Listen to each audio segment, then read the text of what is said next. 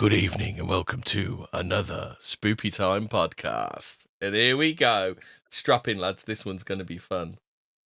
We have a very studious and serious discussion on the Alamals and the Alamal question. And hey, look, it's some Lamals. And why is it that they want us to take us to their dealer, or the other way around? we are gonna delve into these mysteries and more, aren't we? It is a question that many persons ask. Why do they want us to take us to your dealer? Hobbit, do you want to? Because I'm just sorting some shit out. Do you just want to give us the runners and riders? Do the 10 alien species bit? All right. So these are the 10 species we'll be covering. So, and at number 10, you know them, you love them. Well, actually, no, you don't. They're greys. The greys come from a star system known as Zeta Reticuli, which is a star system located somewhere in the southern celestial hemisphere. I suppose I can correct. The greys have the greatest tendency to be involved in abductions because they like to stockpile humans. They think of Earth the way you'd think of a chicken farm, just bringing with genetic material. They can't wait to... Hang on. When I think of a chicken farm, I'm thinking that's a place where I get chickens from, which then can be, cooked and eaten. I don't think of like, oh yeah, I'll get some good genetic material from that chicken farm. And coming in at number 9, it's not the greys, it's the Sasani, the hybrids, particularly common across the cosmos. And they're believed to be one of the alien races in contact with Earth. Now, for the viewers at home that can't see this, imagine a grey, but with bigger eyes. And it also got a nose, whereas greys don't. Well, actually, this depiction shows greys with a nose. All right. The Sasania hybrid that was developed from grey humans.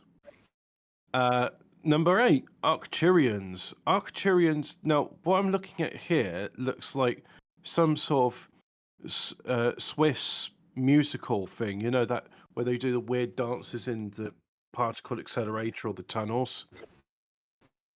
It's basically a bunch of people. Hold on one sec. I'll put the runners and riders up in a sec. Hold on. Right. So who we at? We're at number 8, the Arcturians. Arcturians. Of all the species known and believed to inhabit the Milky Way, the Arcturians are the most ancient and the wisest. They're said to be one of the alien races in contact with Earth. If Yoda came from any one of the alien species on the list, it would probably be this one. Okay. The Arcturians look like they like a show tune, don't they? Well, that's what I'm saying. It looks like some sort of Swiss musical where they're like celebrating the opening of a tunnel or celebrating the opening of something satanic. I got that reference. Good. I'm glad somebody did. Right. So next up, number 6. Hey, it's just a regular tunnel. Move along here. Yep. There's nothing happening here at all. Yeah. Gotthard tunnel. Number 7, the what looks like fetal alcohol syndrome Nordics. They're from Sweden. I'm from Sweden. I'm an alien from Sweden. The Nordics look like Norse gods, blonde with brilliant blue eyes. Norse gods if they'd been in some sort of printing press accident. Right, so the photograph they got here is clearly just like some sort of woman with severe fetal alcohol syndrome and black eyes. It's like those are very heavily dilated pupils. Yeah. Diluted. Stashy's here because he's causing the alien interference. Evening Clown X.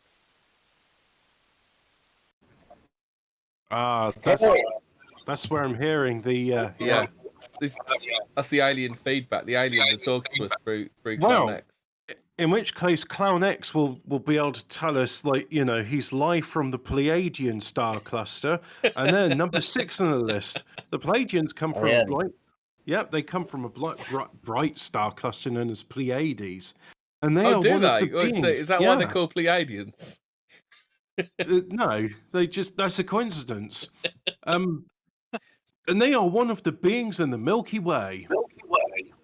Right?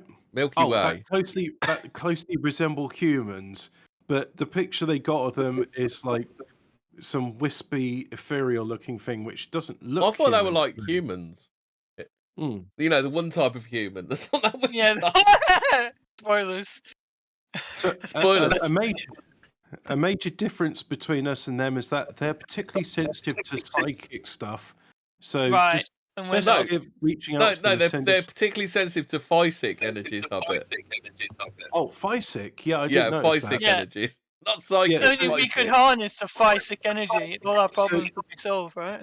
The best way of reaching out to them is concentrate on sending out some Physic messages. Put it simply, really want to meet up with a Pleiadian for a cup of tea or a few brews. Just sit down and meditate on it. Whether they choose to show up not depends on how much they're feeling or psychic Physic energy. Yeah, physic It's energy. like get your interstellar butt here now, unlikely to work out well for you. Okay. What if you ask them, like, why are you called the Pleiadians then? Has it got anything to do with the Pleiadian star cluster? Are they kind of like the interstellar package delivery? Never there when you need them, but they're always there when you want them. I don't know. Mm. So there's number 5. It's not the Greys. It's called the Yael, and they're completely different. I found out they're also called something else. The Yayos. The something that begins with S. All right. There's been a lot of talk about which race will be first to officially disclose their presence to Earthlings. The one that alien A lot of experts, talk. Have you not been a part of this lot of talk, Hobbit? I must admit, I'm out of the loop. I didn't realise that all these aliens, which look like greys, are in fact not greys, but different things. So that just goes to show my alien racism. Yeah, you're an alien racist. Well, they all look the same to me. Yeah. Anyway, they're in contact with the Earth. They've been touted one of the best beings to make contact with us due to their advanced and harmonious relationship with technology. Something that we here on Earth have little trouble balancing out. Whenever a new invention comes about, we weaponize it first, feed the hungry second. Whoa, citation needed there. The Yael know we're not the friendliest beings out there, so says who? Whoever says that. An awful lot of racism. They're just participating in their lives, aren't they? Whoever's saying this is being human racist, and I'm going to fight them. So, number 4, there's some Alamals, is the Anunnaki. You know, they're not just like demons that are here on Earth and sent to the underworld below. No, they come from Nibiru. Oh, yes, that's right. Planet X, aka Nibiru, an almost mythical planet that some scientists believe rotates around our sun on a very wide elliptical. Elliptical. No, it says elliptical orbit. So it's not an elliptical orbit because that would be like, it's ecliptical. No, for the audience, the reason I'm struggling to pronounce this word is I've never seen it before. It's ecliptical. It's ELLIP, ellip, and then it's tickle, elliptical. Elliptical. I'm pretty sure that's spelt right, Hobbit. That's spelt right, Hobbit. Really? Yeah. Yeah. It doesn't look right to me. Well, do you think it should be 1 L then? I'm actually. You know what? Now that's the weird thing about aliens is they get you questioning how is the English language written. Yeah, that's spelled correctly. Sorry, they're real. Yeah. Anyway, you don't say sorry. They'll travel 63 billion miles to come and correct you on your spelling if you don't do it. This crazy elliptical orbit is what makes its presence so hard to prove. However, the presence of the Anunnaki has been noted down in texts that date back to Mesopotamian cultures, the Babylonians, Sumer, and Akkad. They are believed to be one of the alien races in contact with Earth. On Nibiru's last brush with the planets of the inner solar system, it crashed into another rock, and the resulting collision created a planet that we now call Earth. While their planet was how big is Nibiru? If a chunk fell off. I don't know. That's Earth. While their planet was here, few of the Anunnaki hopped off of their world and onto ours in search of a yellow element they covet called gold. Is that how it happens when something smashes into your planet? You just hop off onto another bit. Is it just like Well, like when they Super say Mario. smash, what they really mean to say is like when a bus goes into a bus stop. It's like you just the bus stops and then you hop off and you get some of the yellow element which the Anunnaki call gold. It's Yellow. like a galactic game of snooker, right? Mm. Have you ever wondered why gold is so valuable? Is it because the It's Anunnaki? shiny. It says it's shiny, but it doesn't do anything useful to heal the sick or produce energy. Well, citation needed on that one. Well, if you hand a especially- load of gold over to a doctor, he will heal Wait. you. Yeah. but- And if you hand some gold to your energy producer, they will give you electricity. So citation needed on that one. Yeah, but also monoatomic gold was used as an arthritis treatment. Yeah, but come on, like an advanced alien race that can travel like through space hasn't heard of jerk-off crystals. Come on.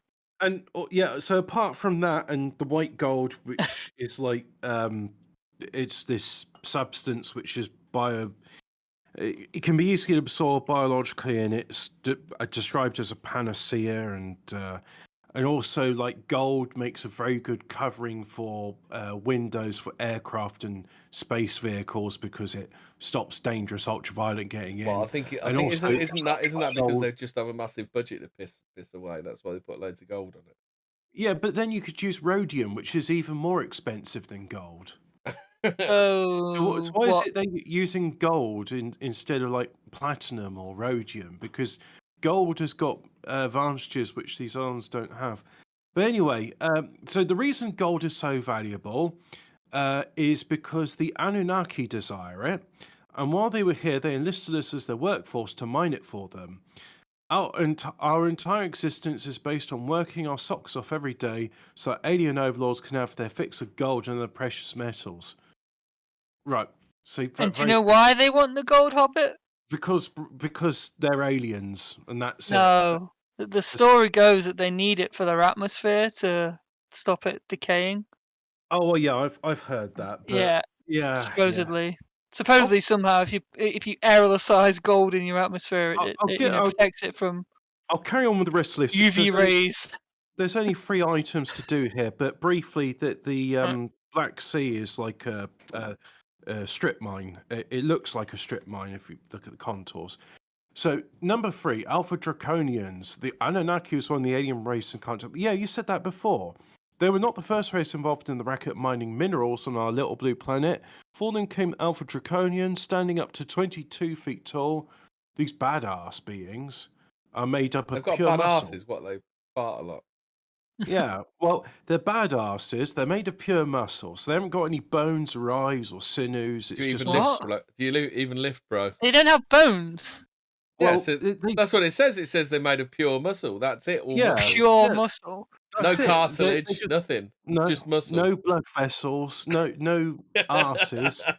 Well, maybe they're giant Galactic Maximuses. And they resemble dinosaurs or dragons. Take your pick. As you can imagine, yeah, they resemble dinosaurs or dragons. As you can imagine, they were very unhappy when the Anunnaki showed up and took over. Why? However, they are still active on our planet with puppets. Is this racism going on here? Well, it's also like this. They're making a lot of assumptions. Like, why are they annoyed when the Anunnaki came? They're still active on our planet with puppets placed in the high echelons of government as they bide their time and attempt to take over once again. Is this an anti-Semitic canard? Because I'm not liking the sound of this. It does sound a bit like that. Reptilians. Before the Anunnaki stopped by and genetically engineered a bipedal workforce to dig up dirt for them, there was a race of intelligent beings who lived here. And this is thought to be one of the alien races in contact with Earth. Why does it all start in contact with Earth? We know them as the Reptilians, scalians standing about the size of a human being. They were driven underground by the Anunnaki. So they're reptilian? Is that why they're called reptilians? Because they're scaly? Why is human being highlighted? That's a hyperlink. Citation needed for human being. But anyway, the Reptilians were driven underground by the Anunnaki. Oh, top 10 fictional humanoids found in literature. That's where that leads to. Oh, okay. Where they're said to still reside today in a network of complex underground tunnels or deep underground military bases. Those that are open-minded and curious may be able to find these tunnels and pop in for a visit. Yeah, I'm sure. Considering that we're the reason they can't come up for a breath of fresh air, it's likely they'll skin you alive and leave your skeleton on a stick hanging outside of the entrance as a warning. What? That's not going to cause further investigation. No. It's exactly, isn't it? Just And number one of this. No, you haven't finished it off. Hanging outside the entrance is a warning to any of the scaleless punks who decide to invade their territory. You've been warned. Right, and number one, I'm trying not to. I'm trying not to be cynical here, but knob monsters. Couldn't they be nobos, not nomos? The nobos, also known as nomos. Some alien species choose to interact with certain tribes on Earth that they just happen to get along with better. Yeah, that's anti-Semitic. The Scandinavians had the Nordics, and the Dogons, a tribe indigenous to Mali and North Africa, had the Nomos. So, who were in contact with the? So are they saying in this that the Norse myths are actually Nordic aliens? Is that what they're saying? Who look like they got fetal alcohol syndrome? Yeah. Would explain a lot, why Odin made Loki fuck a horse, right? A spider horse. Why he also drank jizz. Oh, slept. Yeah, drank jizz. Well, that's very important to Norse mythology, and you have to be. Yeah, maybe that's just an alien custom of sucking each other. Maybe they don't have Maybe it's like shaking hands for aliens. Yeah, exactly. They just suck each other. What? So the alien equivalent of shaking hands is having sex with an 8-legged horse. Yeah. No, it's not sexual, Hobbit. It's just sucking a phallus. But I thought that was so that Odin could shag his son Loki, but get away with it because shagging a horse isn't as bad as shagging your own flesh and blood, because you didn't know an 8-legged horse was actually your son in disguise. Even though you did know, you're just pretending you didn't know. Because anyway, the Dogons knew centuries before modern science caught up that Sirius is actually made up of 3 stars, and they even knew how long it took for Sirius B to go around Sirius A.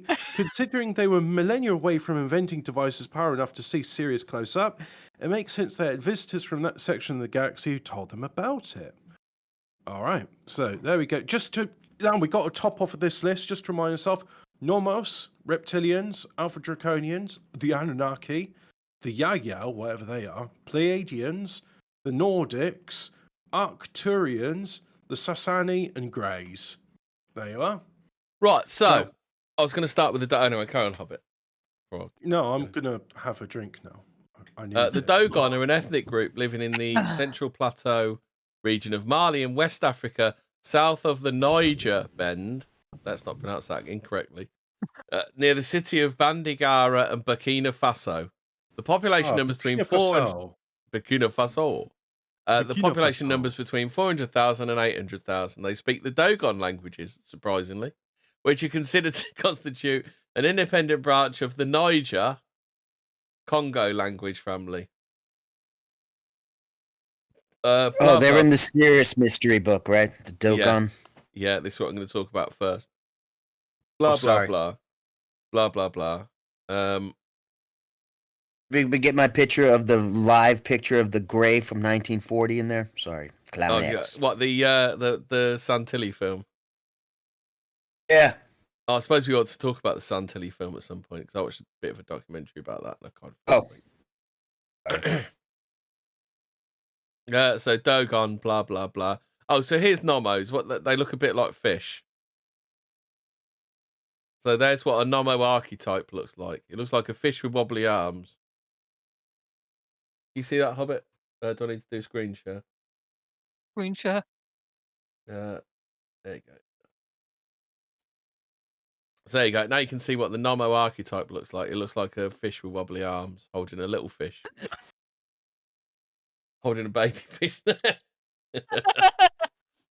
So the religious beliefs of the Dogon are enormously complex, and knowledge of them varies greatly within Dogon society. Dogon religion is, they don't have to say Dogon all the time, do they? is defined primarily through worship of the ancestors and the spirits who they encountered as they slowly migrated from their obscure ancestral homelands to the Bandiagara cliffs. They are called the Nomo. So the Nomos is derived from a Dogon word meaning to make one drink. The Nomos are usually described as amphibious, hermaphroditic, fish-like creatures. To be fair, they do look like a man that's got in a bad merman costume. And I don't get what's hermaphroditic about a big beard. What is that picture in the middle? Under the beard. It's what's under the beard, Emmy. What is that picture about? They've got they've got it's two blokes holding up cards, and they got a handbag. No, mate, they're playing Yu-Gi-Oh, mate. That's you not remember fucking Heart of the Cards. That's it. So is the woman with no legs laying on the thing? Is she the ref? I don't know what she is, but is she reffing the Yu-Gi-Oh game? Is she? So, folk art depictions of the Nomos show creatures with humanoid upper torsos, legs, feet, and fish like a lower torso and tail. The Nomos are also referred to as masters of the water, mermaids. monitors. It's just fucking mermaids from space. Well, they're him-maids, aren't they? Mermen, aren't they? Mermen. That's it. There's no male word for maid, is there? Merbutlers. Merbutlers. The dreaded mermen of Dagon. the butlers of Dogon. Niall, one of my favourite songs by Niall is called The Fourth Era of Dagon. Yeah. That's Dagon, Hobbit. Dagon, yep. The fish people. That's Dogon. Oh. Dagon. Is Dagon the Lovecraft creature, or is that Dogon as well? Lovecraft, yes. Is Lovecraft Dagon or Dogon? It's Dagon from the Bible. Oh, Dagon. Yeah, I was going to say Dagon's also like a fish god, and the Pope has a Dagon fish hat. Well, so do these dudes here in this picture. Can you see it, Hobbit? What, the Dogons? Yeah, look. There's a picture of the Dogons. The worship of rat god. We're everywhere. We're everywhere. Yeah. Oh, really? I thought the Dogons were... Is the Nomo people, are they like fish people or aquatic? Well, it doesn't mention whether they're aquatic or not.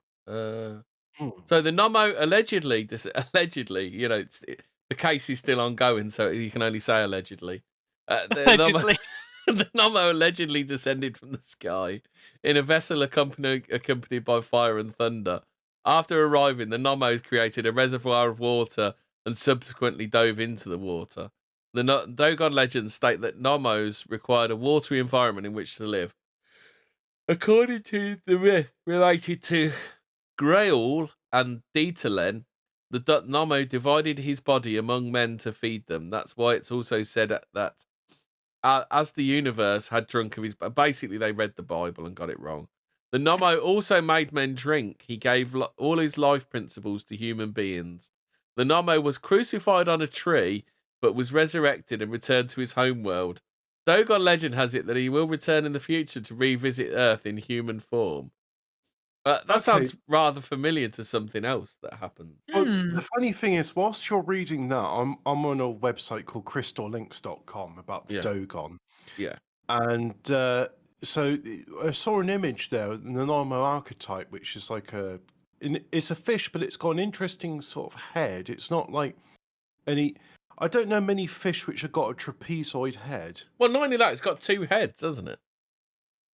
Or are you talking about the Nomo archetype bit? The Nomo archetype, which looks like a fish. Yeah. A fish with wobbly arms. So let me see. Dogon religion is defined primarily through the worship of ancestors and the spirits whom they encounter. They slowly migrated from their obscure ancestral homelands of the Bandiagara cliffs. They were called the Nomo. The Nomo are the ancestral spirits worshipped by Dogon people of Mali. The word Nomos is derived from a Dogon word meaning to make one drink. Interdimensional Lizard's got something interesting. He checked it out. He said it's Ebonics for they are gone. Daegon. Daegon. Daegon. The Nomos. Where did they gone? They gone back home. They gone back to their home. They gone toxilius. The Nomos, also known as Nomos, are usually described as amphibious, hermaphroditic. They gone to see the pickings. They gone see pickings in Sirius. Well, I've seen this image before, so if I'm going to just like copy and paste it into the Discord, and then I'm getting this all from the crystallinks.com website. But that image there, those are priests of Dagon, not to be confused with the Dogon, or maybe to be confused with the Dogon, because it's like those. Okay, so what I'm looking at here is. So there's a man in repose on the table. Maybe he's being embalmed. Maybe he's being mummified. And there's two men who have got like a fish suit on, or maybe they're fishmen. Is that the one either side of an altar with a woman laying on it? Oh, I thought that was a mummy. They got their handbags out. Yeah. Why are they holding handbags? They got their handbags out and they got their cards. It's like they're playing Snap over a woman's body. Yeah, so the handbags, if you look at pictures of astronauts, they all carry handbags, and that's their oxygen supply. Because apparently they don't, on the spacesuits, for whatever reason, they carry their life support in a bag and not on the back. Because is that their poo bag? So they don't need a poo sock? No, they wear nappies. Oh, okay. No, the life support is they carry it in a handbag. And then, for whatever reason, in the other hands, they're carrying like a card. Maybe they're referees. Mm-hmm. Or maybe they're judges. Maybe they're judging how well the mummy's been embalmed. Yeah. I don't know. That woman looks all right to me. She looks like she's got no legs. Yeah, well, so carrying on, Dogon mythology states that Nomo was the first. Are they intergalactic traffic wardens? And she's been parked on that altar for too long. Well, let's see if this paragraph explains the image we're looking at. So anyway, the first living creature created by the sky god Amma, not to be confused with Anna. Shortly after his creation, Nomo underwent a transformation and multiplied into 4 pairs of twins. One of the twins rebelled against the universal order created by Amma. To restore order to his creation, Amma sacrificed another Nomo progeny, whose body was dismembered and scattered throughout the world. This dispersal of body parts is seen by the Dogon as a source of this is like a cross between Egyptian religion and Christianity, isn't it? Because that sounds like, is it Osiris, the one who got Isis? Yeah. Isis and Osiris, yeah. Yeah. Isn't Isis what Osiris became after he was put back together? No. Isis is his wife. Oh, okay. Mother of Horus. Yeah. And was it Set which beset upon? Set was the one who, on Osiris. Yeah. Isis and Osiris at the Nile. Like Darmok at Tanagra, but Isis and Osiris. By the rivers of Babylon. No, by Nile. And denial. I think you're in denial. Denial. Yeah. So the Nomo allegedly descended from the sky, allegedly, because the jury's still out on that one. On a vessel accompanied by fire and thunder. After arriving, the Nomos created a reservoir of water and subsequently dove into the water. The Dogon legends state that Nomos required a watery environment, or Nomos required a watery environment in which to live. Colin Quilt would like to know, what the fuck am I actually listening to? This is history. Colin. This is a history which you are about as privy to as we are. Yeah. Because we're trying to decipher it all. We're trying to piece together and weave a coherent story from what's written down here. Yeah. So the Dogon legends state that the Nomos require a watery environment in which to live. According to the myth related to Grail and Dilitern, the Nomo divided his body among men to feed them. That is why it's also said that as the universe had drunk of his body, the Nomo also made men drink. He gave all his life principles to human beings. The Nommo was crucified on the tree, but was resurrected and returned to his homeworld. Dogon legend has it that he will return in the future and visit Earth in a human form. This sounds familiar, this story. Yeah. This one, I mean, sure it's like a cross between Egyptian stuff and Christian stuff. So how could this tribe that literally, I don't think they got discovered until the 1930s, did they? But also being hung on the tree as well. It's like, well, that's Odin. Odin got hung on the tree. Yeah, but also got crucified. But he was crucified on the tree. Yeah. Well, so that okay, right. Because I was wondering why they mentioned in Griel and Dilettante. Right. Dilettante. So here we go. The Dogon are famous for their astronomical knowledge taught through oral tradition, dating back thousands of years, referencing the binary star Sirius. And what's not mentioned on this website is David Icke met a Dogon priest called Credo Mutwa. And Credo Mutwa was a shaman. He's dead now.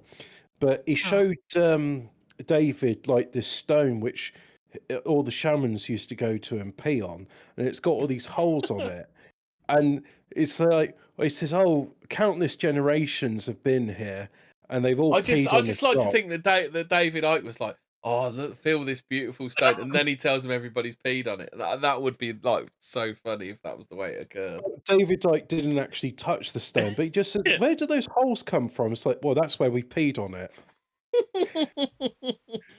Creto said a lot of them look like Darth Maul. Really? Oh, yeah. Right, okay. What with the sort of the horns and the stuff? Yes, he was like they look like that Darth Maul.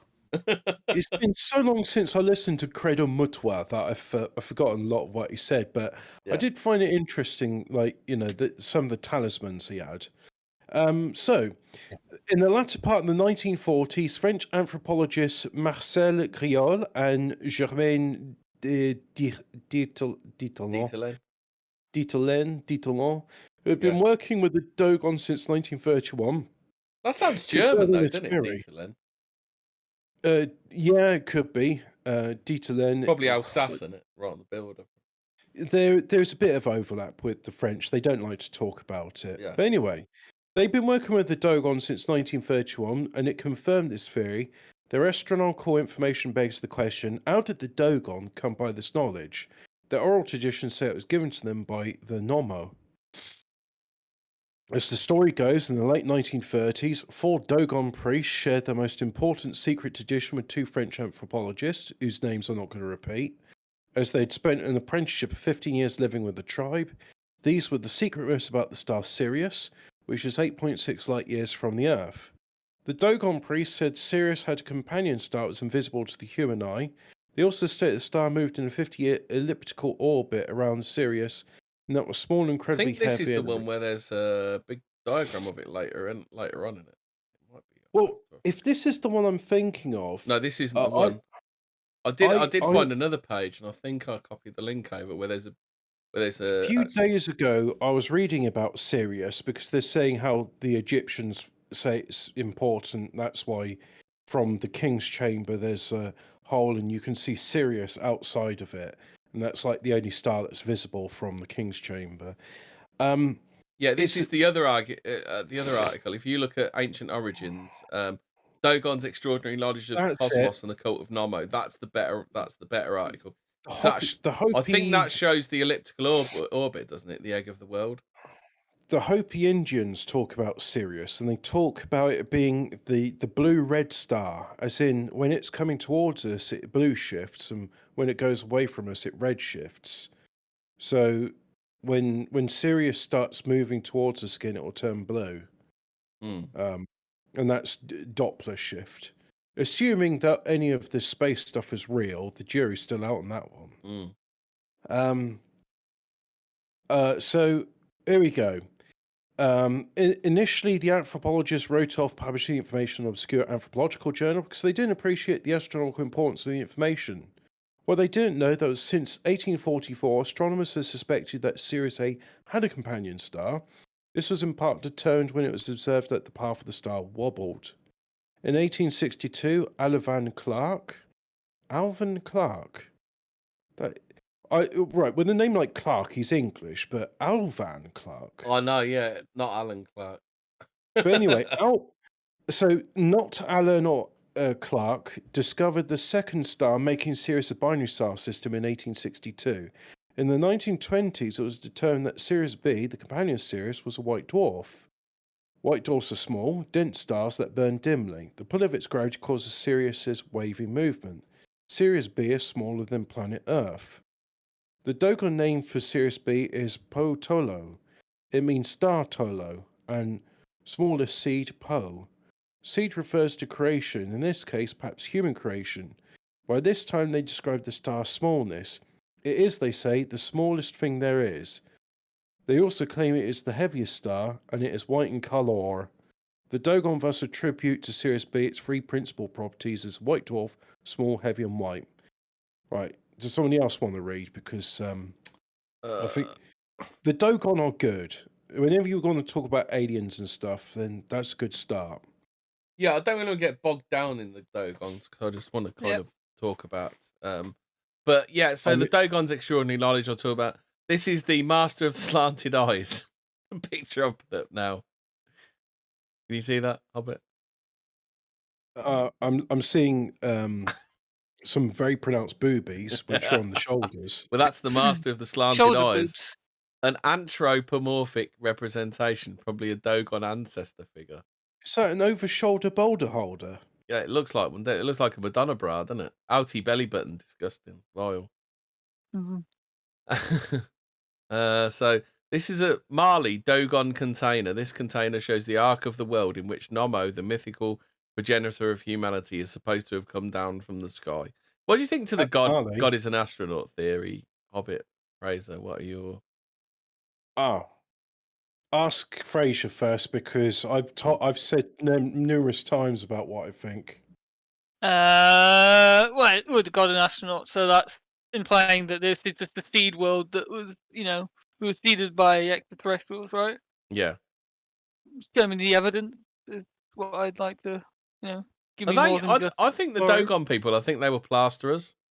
So they got their little bucket of filler, and they got their little fillet, and then they got their little scrapers, and they just go around filling holes in walls. I think that's what the Dogon did.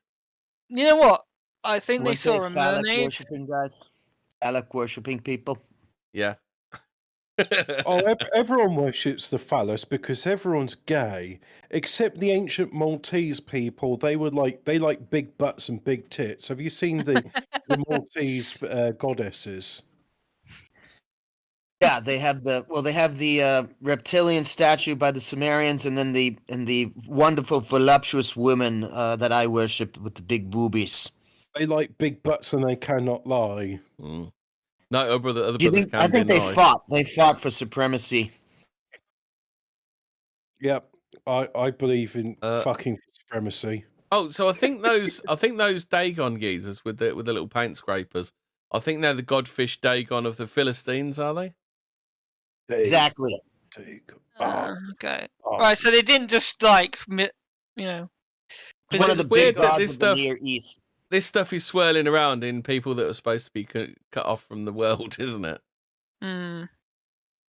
The bull won one out. But that was one of them in the Near East. Sirius is Snake Eye's favourite star. They have got good radio channels on there. You guys seen those YouTubes where it makes you paranoid that every religion and everything comes from the cube of Saturn? Oh yeah. Yeah. There's a lot of that in there. Yeah.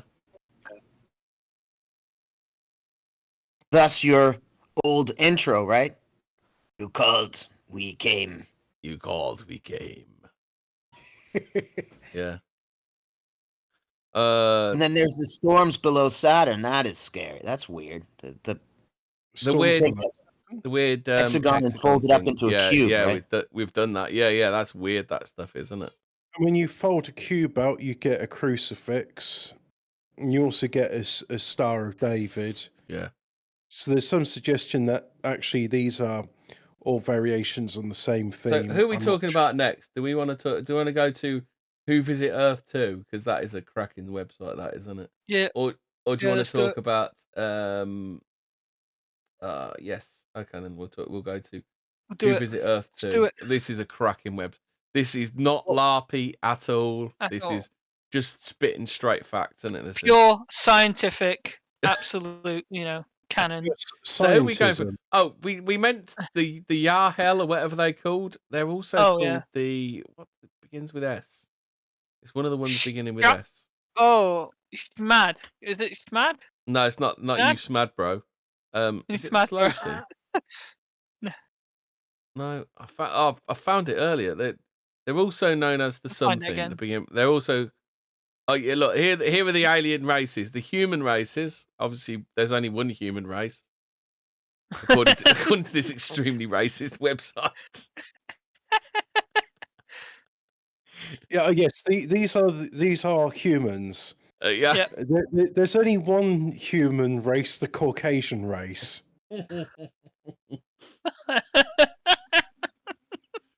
utter makes racism. the mind boggle, then, doesn't it? So all you want disapprove. Humans. Disapprove. Oh, hang on. I thought we were part of the Galactic Federation of Light and didn't recognise these. No. Oh. Nope. No, we don't recognise those people anyway. Oh, I can't find that. Anyway, let's see what Who Visit Earth 2. Do you want to do Alpha Draconians or Anunnaki first? Anunnaki or Go Alpha. Go Alpha. Let's the Alpha Chad. Alpha Draconlands or Chakar. Is that how you say it? Chakar. Isn't that Alpha Evolution? Chakar. That's in Babylon 5, Chakar. Is it? Yeah, Jakar. Yeah. Jakar. Is it actually? Are they dragon people? Jakar is a lizard person. He's the one with the red eyes. Yeah. Nern. A Nern. He's a Nern. That's it. Yeah, He's a Nern. Those nuns, we had to enslave them. They're brutes. Just the fucking laugh when you read this out. The Centauri. Reptilian beings originating from the Thuban star system, or Alpha Draconis, which is 215 light years from Terra, and was formerly your pole star. Wait, what? How? Wait, pole star? Yeah. All right, they're saying that was... Alpha Draconis was formerly the pole star.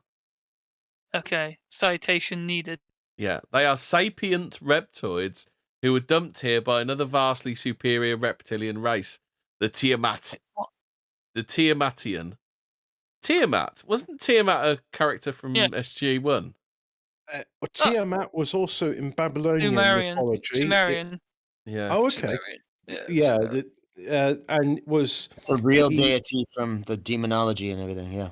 Yeah. It was a planet that between Mars and Jupiter was destroyed in a war and became the asteroid belt. Oh, we've got an actually.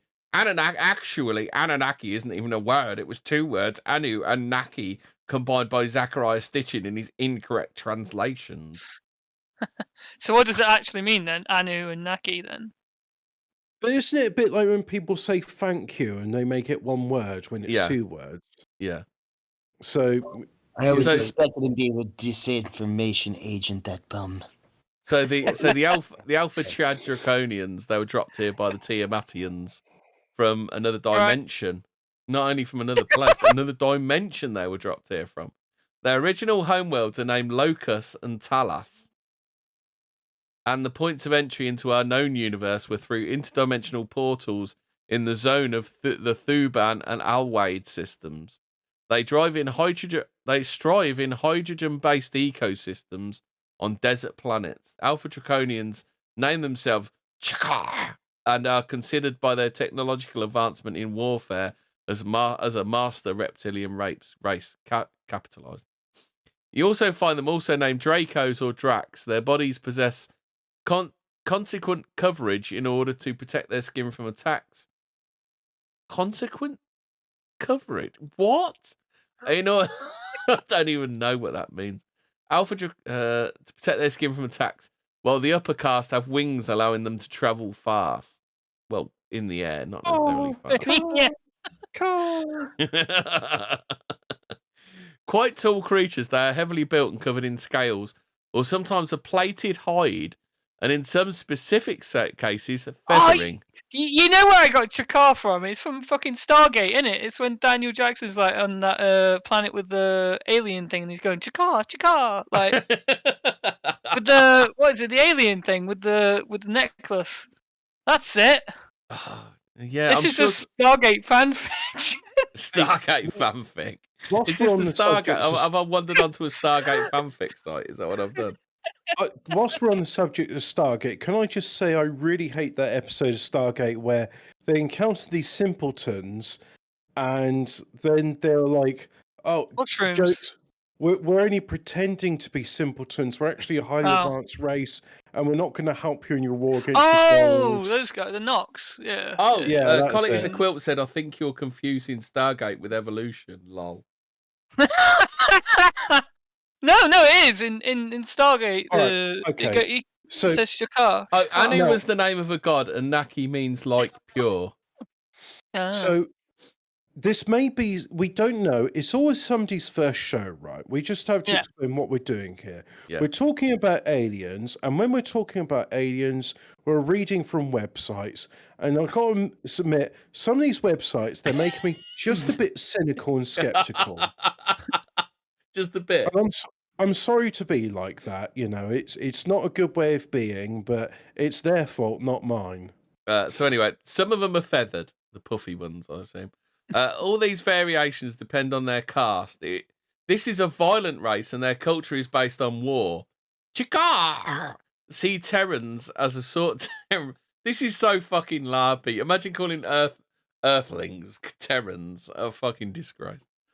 As a source of nourishment, trade, and slavery, so they do not particularly have patience for humans, and they are blamed for a large percentage of abductions, although it is often alleged that a warrior race doesn't always screams intelligence. Not my words, his. The Draconians... Yes, we frown upon you, humans. Screams intelligence. Doesn't always screams intelligence, Hobbit. The Draconians make an exception to this rule. They are indeed very intelligent to a certain measure. So are they or aren't they? They're also expert geneticists to a point also. To a certain point also. They possess either 3 or 5 long-clawed fingers. Well, is it 3 or 5? We need to know. 3 or 5? Well, is it 3 or... Well, you know, could be 3, could be 5, maybe 4. Might even be 4. Who knows? 3.5? 3 or 5 long-clawed fingers with an opposable thumb, with talons on the ends. A large inferior jaw. I don't know what a large inferior jaw is. Hobbit, do you know what a inferior jaw is? I really don't understand what the context of this is. I think they're doing made-up cool talk. Yeah. I think Clown's got it correct there. They've got holes for ears and large eyes. Their genitalia are hidden by a flap of skin. Why isn't everyone's? Does the merchant class take that flap of skin away? They wear very little clothes except for extra armor, often seen with a belt used as an invisibility device. They literally have the invisible belt from Rick and Morty. Is that where Rick got it from? See, that's why you can't see 22-foot aliens when you're walking down the street. They're invisible. They're just invisible. Yeah. OG Snake Eyes asked, isn't the Earth traveling through space at 666? There's a whole bunch of them. Oh, so here we go. There's 33 666s, and I'll put it through here. So let's just read this out, right? This is from the Flat Earth Society. So this is good. Oh God, this is ancillary. Don't use that website. Taylor Mouse. So 33. The Earth's axis, its orbital inclination around the sun is. I don't get this right. If the axial tilt is 23.4 degrees, how is that 66.4? Because 66.4 is then what you make up from a right angle. So 90 minus 23.4 is 60. Okay, okay. Wouldn't the tilt be based on 180 though, wouldn't it? No, it's about 2 right angles. It's 2 90-degree angles. Yeah. So the Earth orbits the sun at 6,066. Colin is a quilt said, I'm going to have to get pissed for this. Well, okay, Oh yes. I'm halfway Oh, you- there. I've You're just too, got you're through too this late for that, son. We're an hour in. You're too late for that, son. Drinking I think you're always going to be makes doing me some more next pronounce week to finish off numbers this one. correctly. But yeah, the Earth orbits the Sun at 66,600 miles per hour. The Earth's circumference is 600 times 6 times 6 nautical miles. The speed of sound is 666 knots per second. The force of gravity on Earth is 666 newtons. Really? I don't understand the force of gravity. That one. What is that measurement? The curvature. How much gravity weighs? Well, I mean, like, I know 1 kilogram is 10 newtons on Earth. The Right. curvature of a square mile is 0.666 feet. In 10 miles, 66.6 feet. In 20 miles, 266 feet. And then it carries on. The heliocentric curvature math is based on 666. The Arctic and Antarctic circles are exactly 66.6 degrees. Astronaut Peggy Wilson spent 666 days in space. The distance to the moon is 6 times 60 times 666 miles. Is that right? I'm going to get a calculator on that one. Let me just see if that number's correct. So 6 times 60 times 666. Oh, I've done additions, not multiplication. 6 times 60 times 666 is 239760. Well, that's not correct because the distance from the moon is like 254,000. But anyway, moving on. The diameter of the moon is 6 times 6 times 60 miles. Sunset is divided by 3 degrees. 6 degrees plus 6 degrees plus 6 degrees, aka civil, nautical, and astronomical twilight. All right. From Mercury, the sun is 666 times brighter using inverse square law.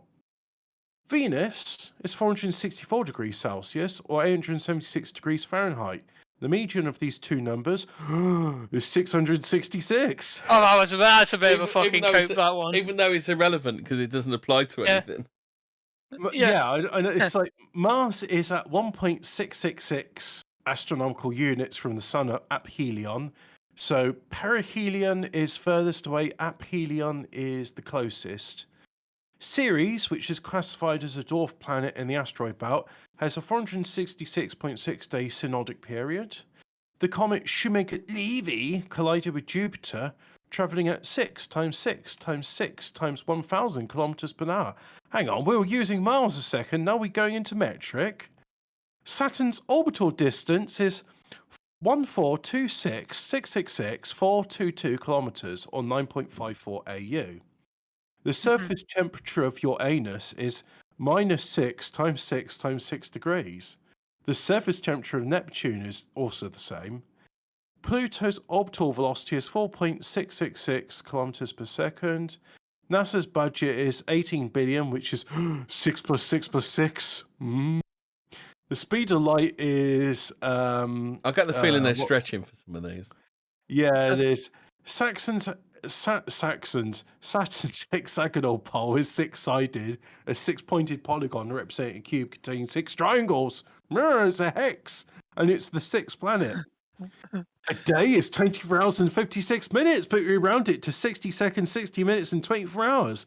2 plus 4 in numerology is 6, because Father Time and Saturn, aka Kronos, or chronology, is the Uno has a Greco-Roman god question. of He time, said, chaos, is and all of death." that empirical? The thing is, chap, there are a lot of NASA 666s, and you can see on my good friend Freeman on the sound is posted. OG Snake Eyes has a question. The temperature of my anus? Yes. Did you not know it's -6 times 6 times 6? Oh, he says, oh, wait, you mean Uranus? Uranus. Uranus.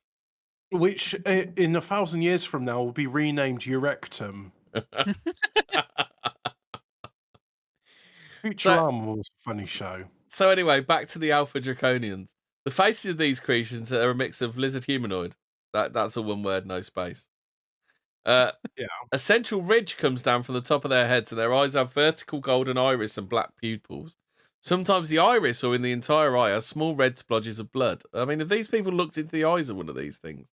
They are cold-blooded and need an adequate environment as to maintain their body moist and at temperature. So you've got to have a moist reptile, haven't you? Nonetheless, I their think scales. missed. Nonetheless, their scales protect them from moisture loss, larger and thicker on their back. They're also fitted for space travel due to their ability to hibernate. They have supernatural powers such as shape-shifting, not all members, telepathy, that obviously must be because there's no brackets, interdimensional traveling, most races can't, cloaking, for high-ranking members only. To have that power, a reptilian must first be accepted in an elite group that infiltrates and has co-founded the Illuminati. Okay. Any questions Very about their specific. supernatural powers? No, but Dom Mouthkicker's got it right. Uranus is also known as your ring piece. Yeah, ring piece. Do we need to do any more on the? So they are differentiated in two first types: the Terra Draconians and the Off-World Draconians. The Terra Draconians predate Terran humans. I wish they'd stop using Terran. It is so cringe. The Tyrans. The Terrans. Are you a Terran? What's that? The There must be a Terrans. science fiction where people from Earth are referred to as Terrans. Warhammer 40k. Oh, is it? Yeah. That's right. OG Sokai says, if you say men are from Mars and women from Venus, you're a racist, sexist bigot. Men come from Venus too, bigot. Okay. Terra Draconians predate Terran humans over hundreds of millions of years. So they're saying this what dinosaur bones are then? Put a dinosaur bone in your butt. Yeah. That was a good Eddie Murphy song. Like other reptilians. In your butt. Yeah. So wait, how can the hollow Earth theory if it's flat? It It's could be both flat and hollow. It could be cookie barrel shaped. A barrel of cookies. Yeah. Cool. You know, like a biscuit tin. Could be like biscuit tin shaped. Or the Earth is Heroes tin shaped, isn't it? What if it's like a disc bread, like a rustic hob bread? So like it's got a crust, but then underneath it there's pockets. Yeah. But anyway, this is about Alamals, not about Yeah. So, Hollow like Earth. other reptilians, they claim to have originated on Terra millions of years ago. A fact they used to justify their attempt to retake this planet for their own. Well, they're not really trying that hard, are they? I mean, you would have thought a race of 18 to 25 foot tall dinosaurs would have actually got somewhere by now, wouldn't you? Oh, I Where's don't know. This is disputed. The truth being that they found. Oh god!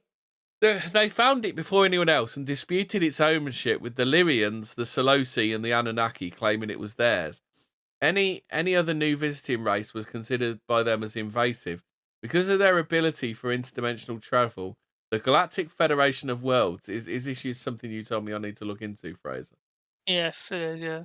Oh, that's different to the Galactic Federation of Light. Yes, it is. The Galactic Federation of Worlds has tried locking the Terra Draconians into the 3TM dimensional plane. Then shouldn't that be third? Why did they put 3TM dimensional plane?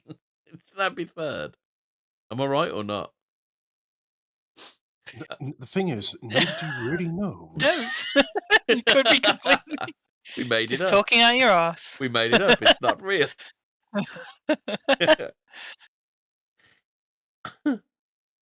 So the 3TM dimensional plane, whatever that is, and also tried blocking the off-world Draconians to penetrate the Terran star system by an energy barrier at the outskirts of the solar system. Fucking hell, that takes some energy, wouldn't it? Shikar were one of the first species to reach interstellar travel level, and they have obstructed the evolution of many cultures, preventing them from achieving the same level of technology. They also seeded many worlds with their biological offsprings. Shouldn't that be offspring? And hybrids, considering themselves original capitalized original rulers of controlled worlds, superior to the indigenous species they see as inferior races. They're also interested in harvesting Terra's resources, utilizing in that aim the local populations to do the job for them. This is done by a hidden control of the mining corporations and industry. This just sounds like an anti-Semitic canard to me. How about you, Hobbit? I'm beginning to detect some sort of conspiracy theory. Next, they'll be saying that compounding interest is evil. You are confronted with a belligerent civilization that breeds from eggs boosted with hormones, quickening the birth to create strong. Borat warned us of this, didn't he? The Jew eggs. Borat warned us of the Jews that lay the eggs, didn't he? You can find them in the wells. You can. In my country, there is problem. Anyway, who can live underground and in the most remote and hostile parts of your planet? They're attempting to take over the planet in what we call the window of opportunity, quote unquote, which is the period before a federated society becomes an interplanetary and interstellar power, and yours is now beginning to close. Well, I think we all know why that's closing, but we won't talk about that on this show. The problem is that we of the Galactic Federation of Worlds cannot give you right. Is this bloke from the Galactic Federation of Worlds who wrote this Have website? they rebranded themselves? It used to be. Well, I think it used to be the Galactic Federation of Light, but now it's not that anymore. Well, the Galactic Federation of Light is splitters. Oh, I see. So I spit on your Galactic Federation of Light. Is it like the Palestine? Is it the Judean People's Front and the People's Front of Judea? Yeah. So now we got the Galactic Federation of Worlds, the World's Galactic Federation. The Galactic Federation of Worlds cannot give you right now the technology of interstellar travel because you're not yet federated among yourselves as a unique, peaceful society. Well, but they put it on the notice board in Alpha Centauri, didn't they, Hobbit? Unfortunately. Hitchhiker's Guide joke. Wait, read it again because someone else is talking in my ear. Radio. All right. No. I said, well, the article says like you're not federated among yourselves as a unique, peaceful society. I said, well, you put the notice on the board in Alpha Centauri. Oh yeah, that's it. Yeah. The Earth's going to become a galactic bypass and is set to be demolished in 2 weeks. We did put a notice up on your local board in Alpha Centauri, so you need to grow and mature to reach by yourselves this liminal threshold in your evolution, and believe me, we are doing. Why is this bloke writing as if he's from the Galactic Federation? Why? Just why? We are doing the best in our capacities to hasten you getting there as quickly as possible. On the other side, all these invasive races, such as Greys, Reptilians at the moment, are working very hard to maintain this window, open by retaining advanced technology from the Terrans and entertaining confusion, conflicts, and wars. What the problem is? What is the problem? Well, no, I'm just saying, like, it sounds like keeping the window open, and you got problems with keeping windows open. What are you, Mister? I'm minding the pennies. Just imagine the day you are all finally federated as one on your home planet that you finally truly own, and able to colonize other worlds, finding solutions to the overpopulation and environmental. So we're just going to send coons to space. It sounds a bit too Fed friendly. Yeah. Also counting the fact that Terrans possess inborn fighter nature, that the fear that time when Terrans will reach interstellar travel, Terrans will become a threat to the Reptilians' empire agenda, and the Reptilians do not want this to the are we the chosen ones? Is that what they're saying? Yeah, basically, yeah. You were supposed to defeat the Reptilians, not join them, Anakin. Their ships have wide range variations, often discoidal, but they're one. But one there is a constant. Chikar. Motherships are huge, large, rectangular vessels. Language communications. Their language sounds like rolling, atonal, guttural vocalization.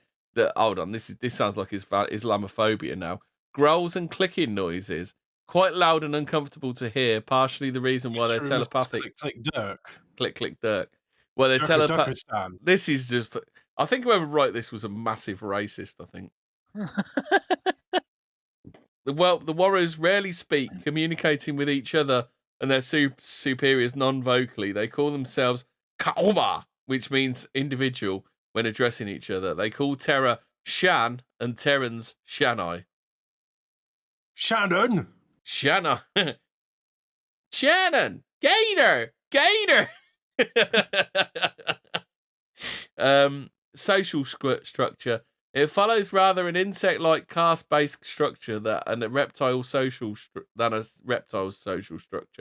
and is comprised of three main castes: the Chakar royalty and elites, and the Chakar royalty are sealed individuals with beige or greenish brown colours, and they measure about 18 to 25 to 20. Well, 18 to 2 space 5 feet tall. I think he means 18 to 25 feet tall. They have curved horns, a tail, and wings, which are flaps of skin articulated by extensions of their ribs, and that can be folded back tight to the body.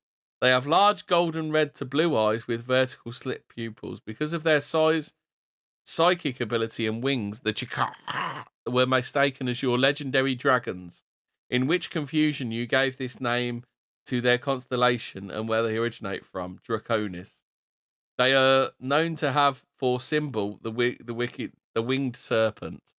The elites are usually black and brown with yellow or red striping and weigh up to 1,900 pounds, also winged.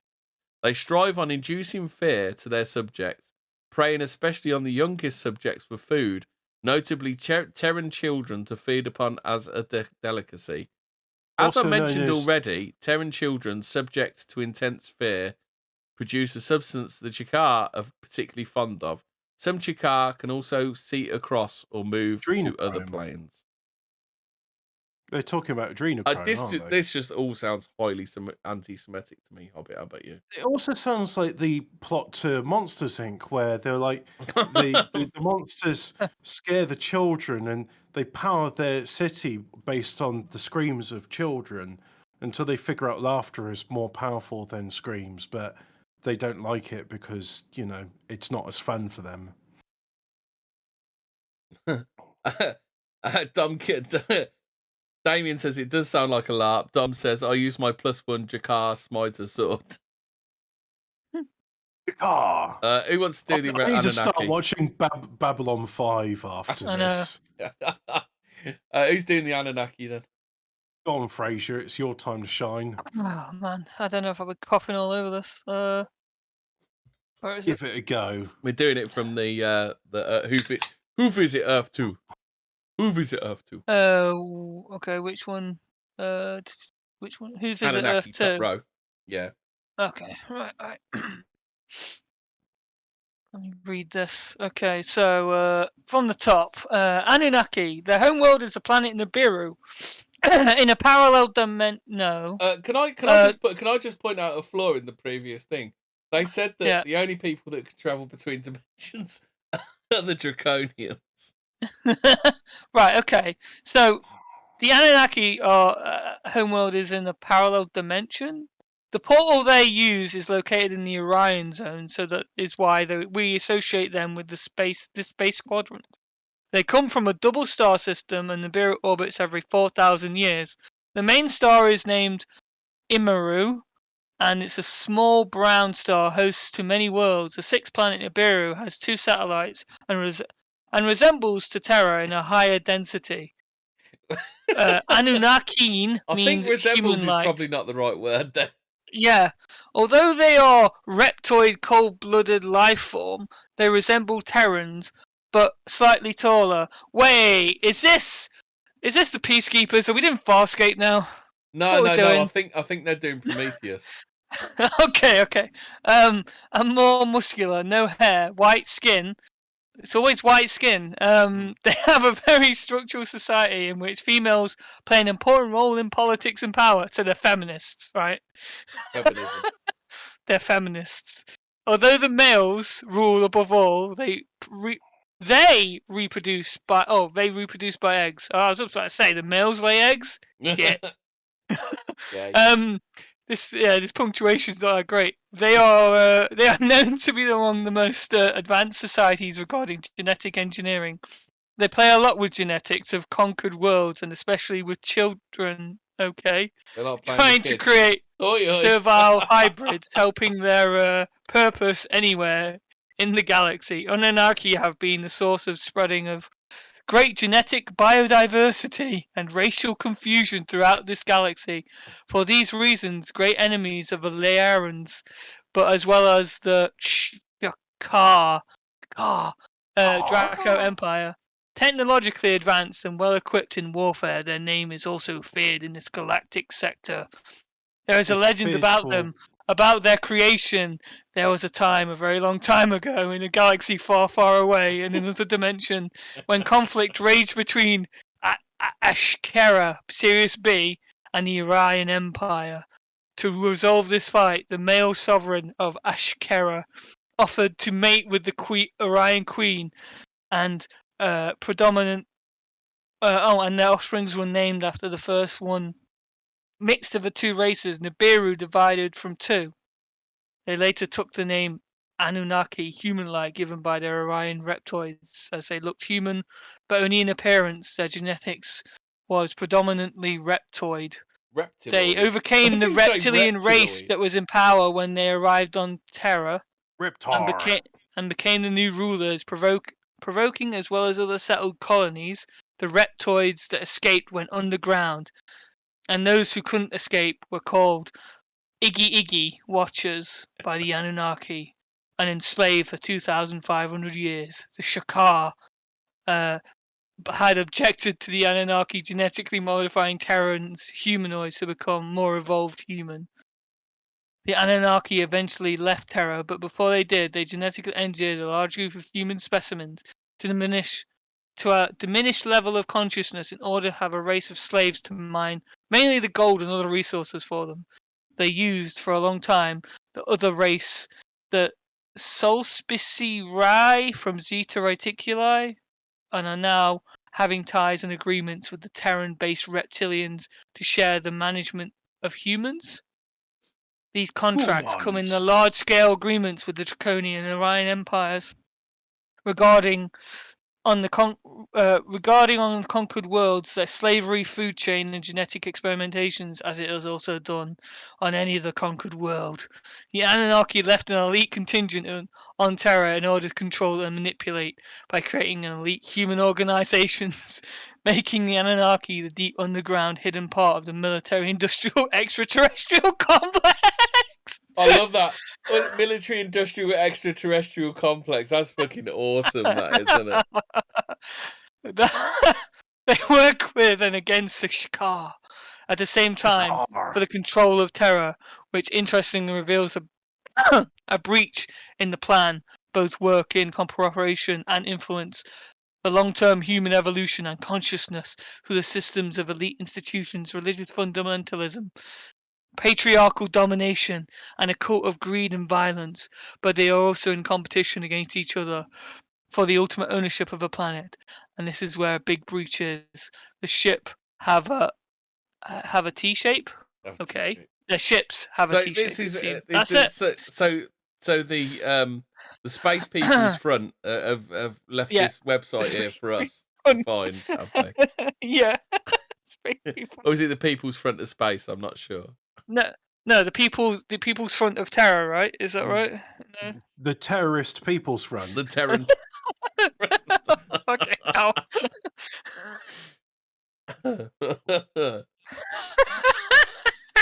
Why are you so scared?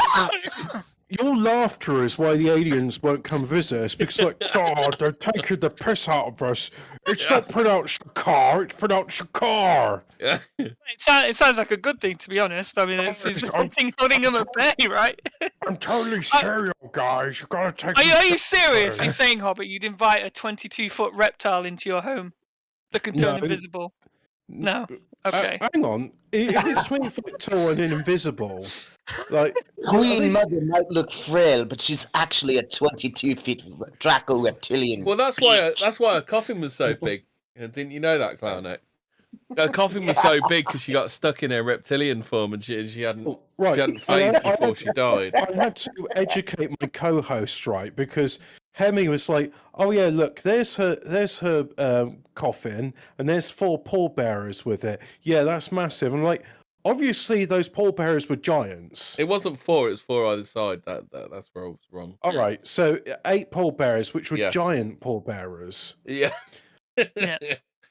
Oh, and by the way, giant pallbearers is nothing new, because they're giants. They depict them on the hieroglyphs, like, you know, those massive limestone blocks that the pyramids are made of. The ones that are like twice the height of a human being.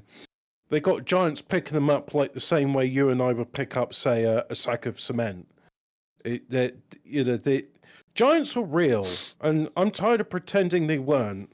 Yeah, and they're also lizards with wings and then could go invisible. That's why you can't see them. But also, they're dragons or dinosaurs. Take your pick. Just like everybody seems to be dick worshipping reptoids. Well, you know, I'm not saying they're all gay, but you know, they sure act gay. They might not be gay, but they sure act it. So should we do the yak Oh, yell? The yak yells. Yeah. Yak The yells. yak. The yak yell. Don't Where are talk they? back. Yakety yak. I've got to do it from another site.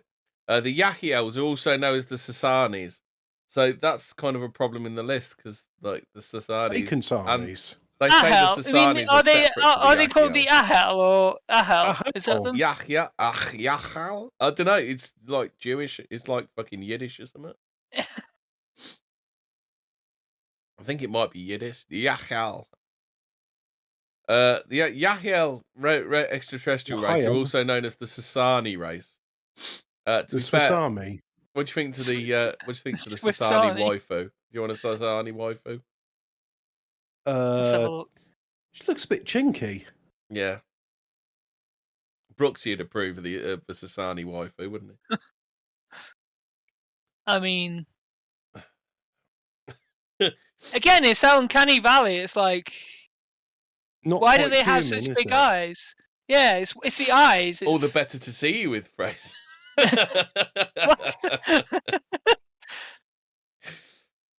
Okay, go. Right. So the Yahyel,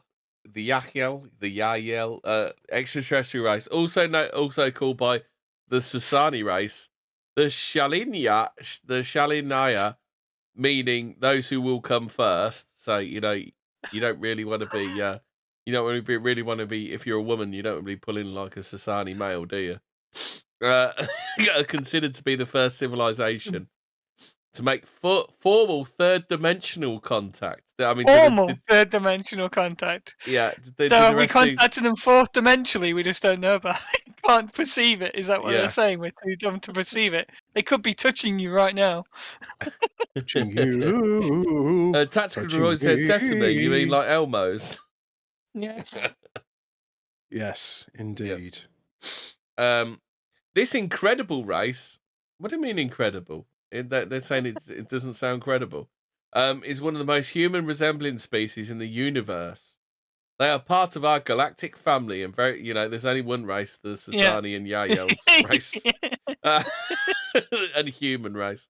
Resembling species they are part of our galactic family and are very similar to us in their physical appearance. Together with the Sasani and the Pleiadians, the Yahyel are a gorgeous and graceful race of hybrid beings, which consider us as their creators and parents, since our DNA is the primal component in their biological makeup. The most notable difference between Earth humans and the Yahyel is the colour, fucking racism, and size of the Yahyel eyes. Know what you going to say, Fraser? It's fucking eyes. It's those bloody eyes. Being bigger and with more specific colours, which are rarely seen in humans. They look almost exactly like us, but there are other Yahyel hybrid civilizations that are part of their collective as well, which can be a little more different than us in appearance. Not all Yahyel beings share the same DNA structure. The average Yahyel height is 5'6" tall, about 1 vinny. They're about 1 vinny. 1 vinny. And their life expectancy is around 300 years. They have 5 fingers on hands and 4 toes. What? Now, What? That's oddly odd. Oh yeah, we got 5 fingers and 4 toes. Is that including the thumb or? I don't know. It just says 5 fingers. I assume that includes thumb. We'll assume that it includes thumb. They have very short hair, blonde or white. Even though that one in the picture's got dark hair. Yeah. And remote, it is not observed. What? They have very short hair, blonde or white, and remote it is not observed. Very short hair. That's blonde or white. And it's remote. It is not observed, apparently. I thought we were doing the song. What? It lives in a very big house in the country.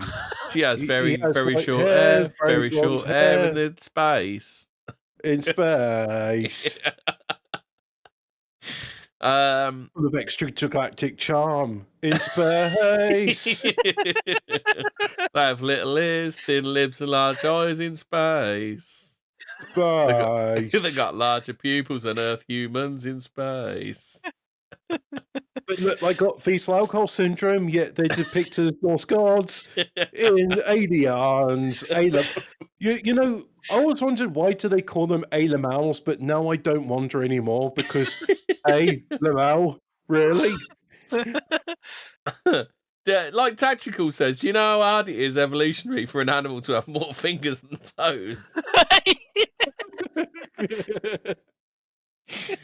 Not if you're from Norwich. Yeah. Oh. So they're not the Nordics, they're the Norwiches, are they? Norwich. Norwich, Nordics, you know, semantics. They have very healthy relationship with their technologies. They don't have Snapchat. Do they have a healthy relationship with their mothers and their cousin brothers? A bullet point. They have very healthy relationship with their technology. What does that even mean? They don't have porn? What is a healthy relationship with your technology? No, you can't listen to this. Their DNA makeup is composed by more than one human race, but of our Earth human DNA. Look, like fucking shitlib. A shitlib take on these things, isn't it? DNA is the largest percentage of their genetic makeup. But our Earth human DNA is the largest percentage of their makeup. This is the reason why they perceive themselves as the hybrid children of Earth humans, seeing us as their parents and genetic co-creators. They are, in fact, a mix of human DNA mixed with a few other unknown extraterrestrial races. The Yahyel receive enormous heartfelt joy and love interacting with us, and assisting us to come back to our awareness of our unconditionally loving nature, and to recognise that we are beings and that are connected to the infinite. In that connection, they want us to understand there are other forms of life, not only that of Yahyel human civilization, but other beings and civilization. And we are part of this harmonious, intergalactic hippies then, aren't they, basically? Oh, I get it. Yeah, this is it. This is what multiculturalism's all about. We need to just mix ourselves so that the Yahyel will come and, is this like current year alien? Is this like a current year alien? Is that what you're saying? Do you know what gets me wondering about this, right? When they're saying that they're delighted to meet us. Well, have they ever met Danny G and what his impression of Birmingham is? They have they ever met Vinnie Sullivan? I mean, I'm sure they wouldn't think that if they've met Vinnie Sullivan. You're fucking intergalactic Antifa, you cunt. Have they ever met Christine Weston Chandler? Perhaps they should, you know, I'm just... Yeah, perhaps they ought to temper their expectations and realise Earth's not all it's cracked up Dumb to Elf be. Kicker says, sounds like a bunch of weeaboo nonsense. He's not wrong.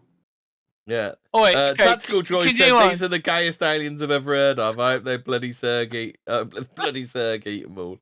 The Yahyel race, I mean, this is really current year. The Yahyel race can vibrate in 4th and 5th dimension, Hobbit.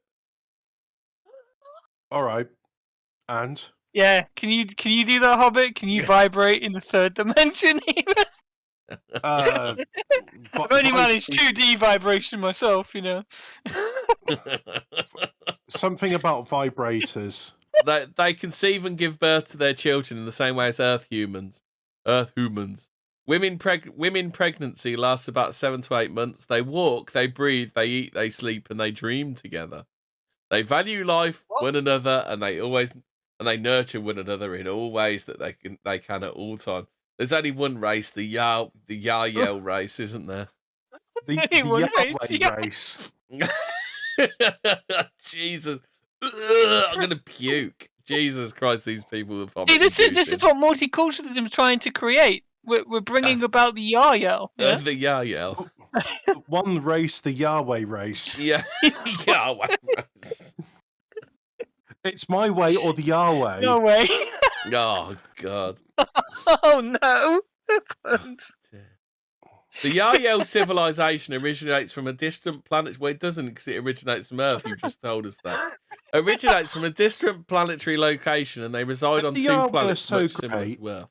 What? If the Yahweh is so great, right, and you're all busy sucking their alien willy, Yeah. how come I've only just heard about them now? Yeah. Yeah, checkmate, atheists. The Yahyel did not share the location of their planets or name them, and the only information we have is that Don't dox my planets. Yeah, don't dox my planet. Is that one of the 2 planets? We'll get doxes on this. Is that one of the 2 planets is located approximately 4.73 light years from Earth. The Yahyel stated that this information will be presented to us in the near future in a timing when we'll be able to actually observe it. Yeah, but we can't even fucking get there, so what does it matter? It's just space Vinnies, aren't they? It's not... You guys don't appreciate our genius and what we're sharing with you guys. Yeah. Planet. And confirm it through observation and collaborate the statesman we made them by regarding the information they give us. And that does say statesman. They decided not to share their planet's names and locations because at our current development, we won't be able to see this planet with our current technology or travel to them. We're not telling you where we live because you couldn't possibly get there. So why does it matter then? We totally do live here, guys. No, we're not going to tell you. What? You guys, just believe us. You know, alright? you're going into a multicultural mode, and you're not Yahyel enough. And we will be resented for. Are you even Yahyel, bro? Even Yahyel. Get on the Yahyel, yeah. Yahyel live in harmony with their beautiful planet and all forms of life on it. They live in I don't harmony believe with you. each other. The Yahyel are What is helping your us to remember evidence? how to live in harmony with Earth and one another on all levels of our existence together. You have in a a source sense- to back up any of these claims. In a sense, they are bringing timeless knowledge from outer space that will help us understand how to fully enjoy our living Knowledge space might be and our timeless, heart's but my inner space. patience is timed and finite. They help us realise the magnificent and loving beings we actually are. As the They connection help me between us... realise that my credulity has limits. And the Yahyel civilization unfolds, they will share more information about their history, our history, and more Wait, information what? about where we come from. Oh. Hobbit, I can They see sound why like a- you like you are, because the Yahyel race is far more evolved consciously than we are. They're spiritually Yes. advanced and highly telepathic. Hobbit, you're Yeah. just fucking jealous, you bigot. I am Yeah, jealous. you can't vibrate in the fucking 4th dimension, Hobbit. That's your problem. I'm jealous. I'm skeptical. I'm a bigot. I'm a Nazi. There's clearly no hope for me, and that's why the Yahwehs are leaving me alone. It's easy for them to pick up on our mental call-ins, and many diplomats from the Yahyel Collective are interacting with us through a process called channeling.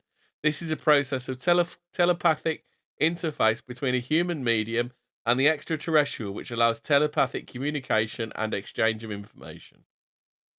Can't they Uh-huh. just, invent a phone or something? Are you even Yahyel, bro? Get on the Yahyel. Tactical Droid says, I bet they'll not tell us where they live because they actually live on Earth in Thailand.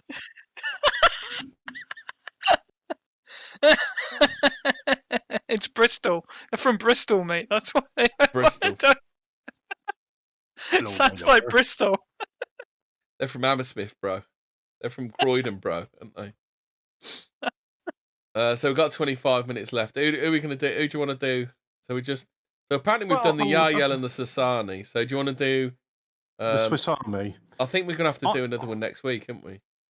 I think we got enough time to talk about like some theories and speculation on this, because I think a lot of what they call extraterrestrials. Well, good question. What means extraterrestrial? Because does it mean like they're from another planet in another star system, or does it mean it's from our world, but they're from part of it? No! I've got to do the Arcturians. I've just found a website. I've just found a fucking website, Hobbit. I'll stick the link in here. You two have a look at this link I've just put in the Ada Mouse channel. Have a look at this. All right. Let's click on it. Arcturian emissaries of light. Spiritual technology. Hi, and welcome to Arcturian group in London. Greetings to you from the Arcturians. We come to you with open hearts. Our mission is a mission of love. You're going to read this then, I've got it. We are a highly evolved civilization, and we've assisted many planets in their ascension, like you fucking simpletons. Our spiritual technology is very advanced, and we wish to teach you how to heal and ascend your planet and yourselves.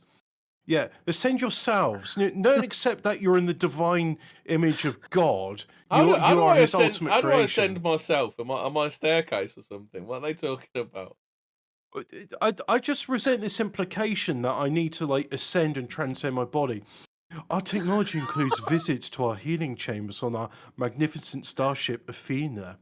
We invite you to come to our Arcturian crystal temple in the etheric realm, where we've created for you to receive our energy transmissions of love and light and meet many of the ascended masters, and much more.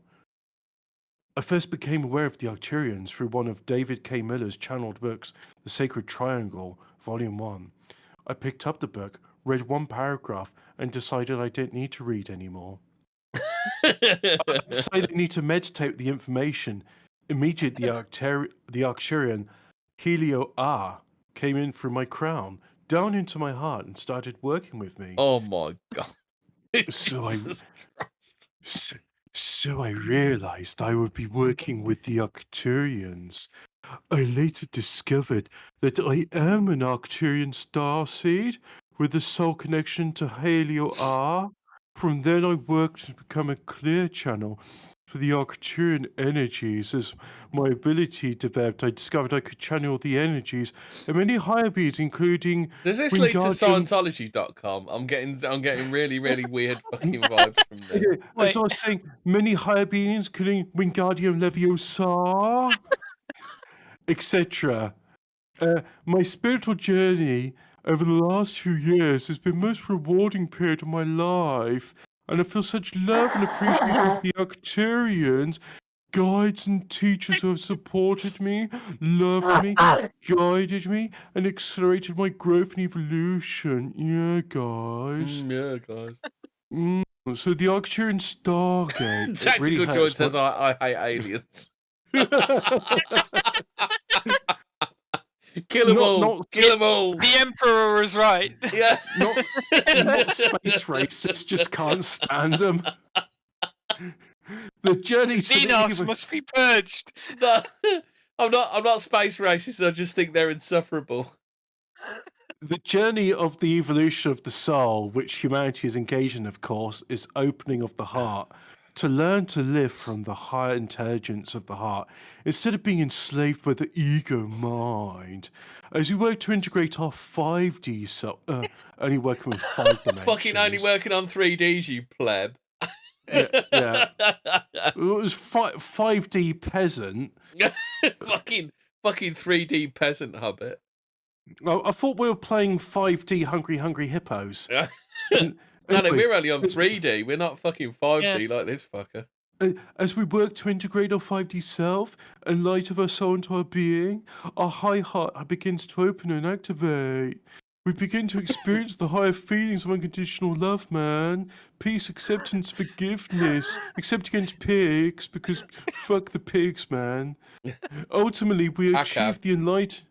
Yeah. Ultimately, we achieve the enlightened state... Oh, I don't think all criminals are black. That's a bit racist. Ultimately, we achieve the enlightened state of Christ consciousness embodiment, where we're free to leave the cycle of earth incarnations and ascend. Wingardium Leviosa. Every being on their ascension travels to the Arcturian Stargate. It's near Slough. The Arcturians are the guardians of the Stargate and work under the direction arcane of Metatron, not to be confused with Transformers. That's Megatron. The Arcturian Stargate is a place of unimaginable beauty, even nicer than Center I wish Park. Megatron would find the Arcturian fucking Stargate. The Arcturian Stargate is a place of unimaginable beauty, like the Eden Project in Center Parks times 1,000,000 billion. We all know that the keys to unlocking the codes of ascension lie within the heart. Love is the key. Do you ever feel like you're just going to get roofied and end up in a centre park from this? Am I going to get bummed from a hippie called Starseed? Yeah. And just wake up with the smell of lentils? Yeah, in centre parks, mate. A Mm. bench in centre parks. Yeah. Your kidneys missing. Well, you didn't need those kidneys for where you're going. You need to ascend, bro. You don't need kidneys where you're going. Yeah, bro, why can't you just accept you're living in a different paradigm? There's a paradigm dimensional shift, man. The consciousness energies are evolving. Didn't you realize? You're so dumb. Are you on the sacred triangle yet, Hobbit? I can't be bothered. I really can't, I'm sorry. Okay, I'll continue. An important part of our work is planetary healing, focused on the UK and creating a city of light in London. Wow, fucking good luck Wrong with place that. to start that. Okay, now, jumping in the deep end there, aren't you, love? We meet one Sunday a month, and it always seems that all the light beings in the universe come to assist, sending in their energy. Send me your energy. Is that that place? You know that place just smells of Joss sticks. Joss sticks and a faint smell of weed. Like, that's what it smells Send me your energy. A bit of Nag Champa. Great results. Man, that's pretty heavy. Yeah, you got some hashish to go with that. Oh man, Great results have been achieved to those who participate. I bet they have. Also receive much activation and healing for themselves. Stargate Crystal Temple. Right, okay. So Arcturians have created for us a spiritual technology we need for ascension. We wish to teach us how to heal ourselves in this beautiful planet, the Blue Jewel. They wish to help us to fulfill our soul mission as light workers and star seeds. Their energy transmissions are very powerful. If you could like to learn more and join us in our work, please contact me. We would love to hear from you. Yeah, man. Oh no! All our meditations, Q&As, and teachings now go out live on Zoom. How insufferable that! Well, at least you can So have you're all the saying fun of. the Arcturians can't even beat COVID? Then what fucking useful are they? What fucking use are 5D aliens, man? Wait, they can't beat fucking COVID. Yeah, man, the healing, but you have to respect social distancing, man. Arcturians can heal all except for COVID, man. Okay, so what I'm going to ask you to do is just wear a mask, but when you sit down for meditation, you can take the mask off because that's how the virus works, man. Yeah, groovy. Here's for the young ones. Yes, on that. Right, so do you want to know how much they charge you for this? So Wednesdays is a tenner. So it's mostly a tenner. It's Saturday afternoon is 20. Wow. Do they do bubble? income? It's double bubble on a Saturday. How much for anal? Happy end. Do you get a happy ending? How much to release my Did they do a soapy tit Mundane, bank? www.mundanetomagicalliving.com. Oh, Oh, no. Jesus Christ. Why can't you just accept the love we all got? Oh, off no. you, Do you want the man? May 2021 newsletter? We had a very special event in Stonehenge on Ascension Day, May 13th. Is that when they all top themselves then, is it? Is that where they top themselves wearing the Nike trainers, is it? No, it's when they vibrate out of existence, Emily. Yeah. It's rude to call it suicide these days. They just vibrate out of existence. Oh, dear. And then they went to Shafts. They went on to the Abbey ruins at Shaftesbury. Have you been there, Hobbit? Yeah, I have. Yeah. So they went from All right. Stonehenge. They went to the Abbey ruins at Shaftesbury, and then we then carried on to other power spots to clear, awaken, and bring through the Christ consciousness flowing through the lines. Did they visit the like the bit which was the Hovis advert? You know, where it goes up that lane. No. You know, filmed that. You know, directed that, don't you, Ridley Scott? Ridley Scott, yeah. Well, you know, just so you know, important work's being done on the Joseph Arimathea line. Why is the train not running somewhere? They electrifying it, aren't they? The Joseph of Arimathea to Gethsemane line. Well, you know, it's got some leaves on the line, guys. So it's now connected. It's now connected to Glastonbury, so you can get on the Joseph of Arimathea Express to Glastonbury now. Oh, groovy, man! So that goes all the way from Gethsemane to Glastonbury. Yeah, cool, man. They must use the Channel Tunnel. Yeah. Also, the Violet Flame has firmly been anchored in Trigora. Is that some sort of like drug talk? Is there a big shipment coming in? Is that what the Violet Flame has been firmly anchored, man? I don't know, man. I don't do that much acid. I can't tell you. So the Violet Flame has been firmly anchored in Trigora, the Spanish Pyrenees, and is echoing around the planet. You'll be pleased to know, Hobbit.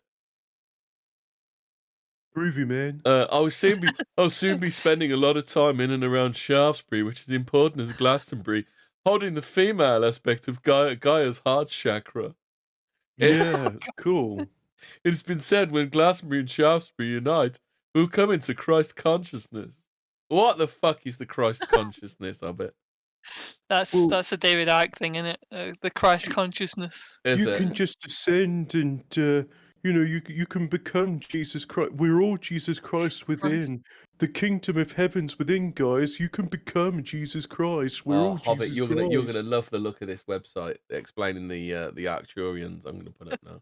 Oh boy, I love it already. Look at that, Hobbit. What do you think to that website, Hobbit? I unironically love web. No, there's a load of bullshit in modern webs which doesn't need to exist, and I like the purity of the old school internet.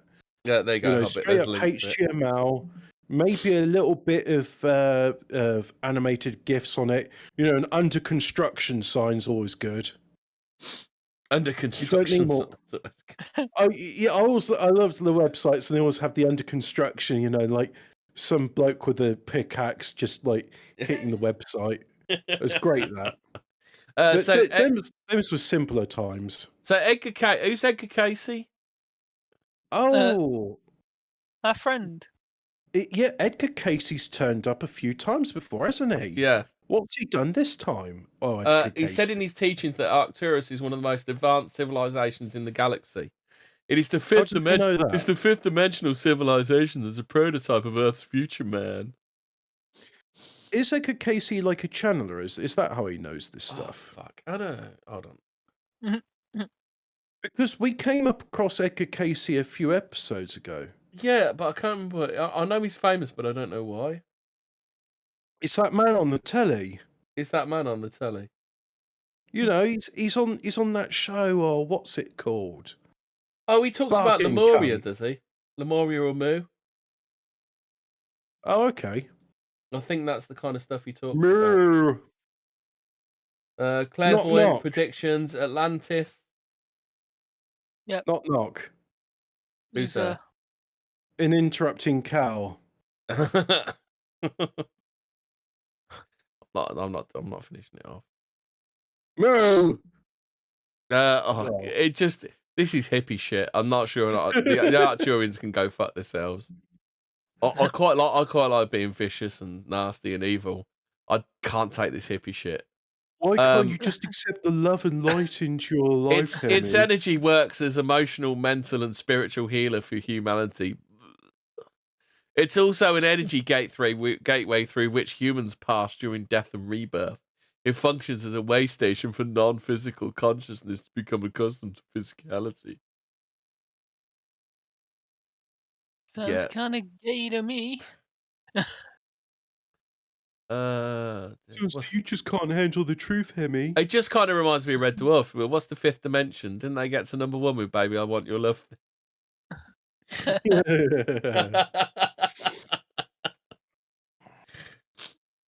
Oh dear. So Interdimensionally said 1997 returns. Anna Counter, you're the 1,001st visitor. Alphabet Cat says, and using Netscape over a 56 kilobyte modem on dial-up. You got it. Yep. You guys know what we're on about now. That's good. Yeah. This is based.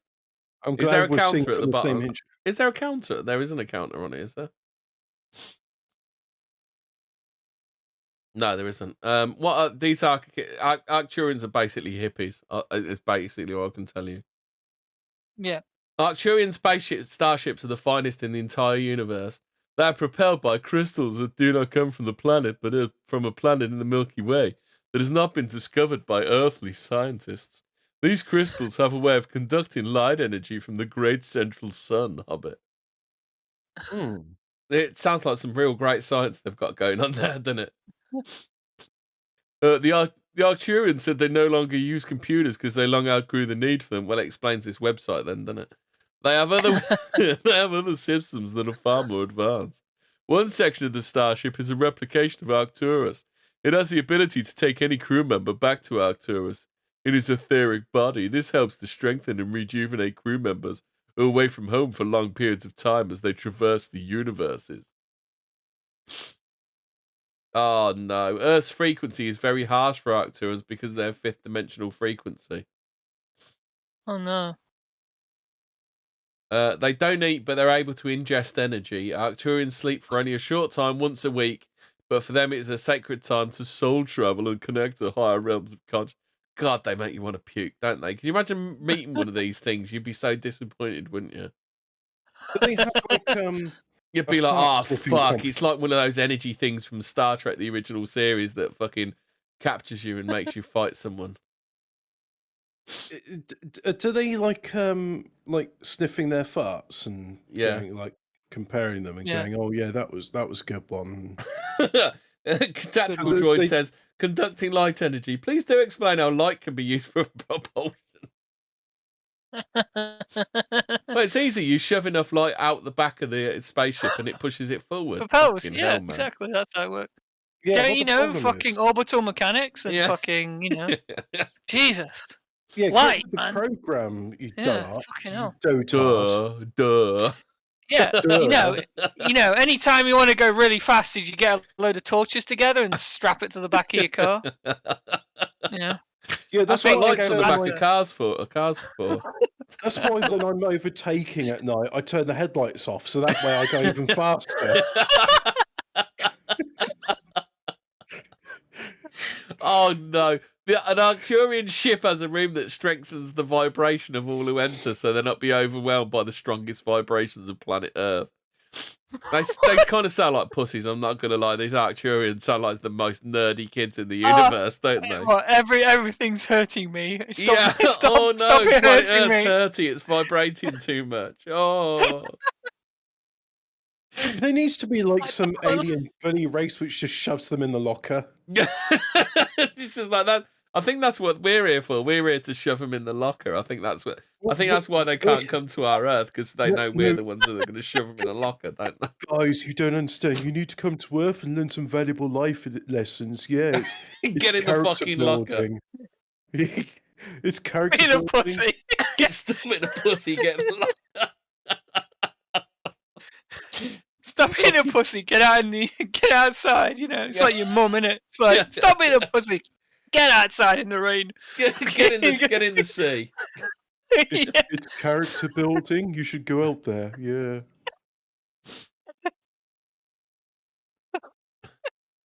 What the fuck? There is a vaporizing section in a starship that can instantly make any person or object disappear. They only use it on a person if he's died. The amazing thing about this machine that is whatever is vaporized can be resolidified at any time in the future just by checking the ship's records. What I mean, how can they have records if they've got no computers on there?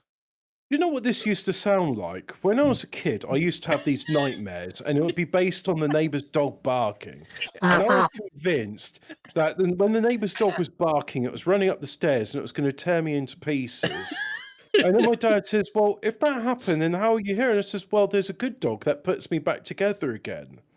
And so I used to be absolutely paranoid, making sure all the doors and all the windows were locked and sealed at night when we go to sleep. Because, I was like, oh, no, the dog's got in again. It's coming up the stairs. And I could actually hear it bounding up the stairs. That was the weird thing about it.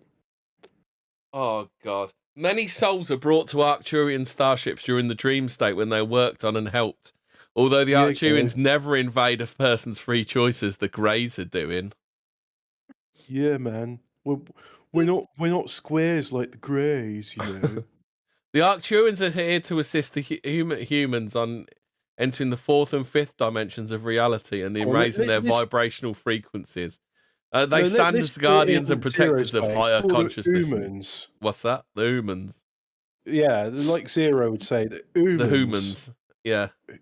What, Uma Thurmans? The human beings. So despite the fact they don't like our vibrations, they're based in it. They're based in every country. They're not based in any country on the planet, and in fact have bases all over the universe. They're here to educate humanity. You just can't go outside because it hurts them. They're here to educate humanity, but had a difficult time dealing with the government and the military, who are primarily interested in military technology, not spiritual enlightenment. They're just trying to harsh their buzz guys. I just like to think there's some general out there that's just trying to put the Arcturians in a fucking locker or give them a swirly or something. I fucking need it. Can you imagine meeting one of these things? You go, fuck off.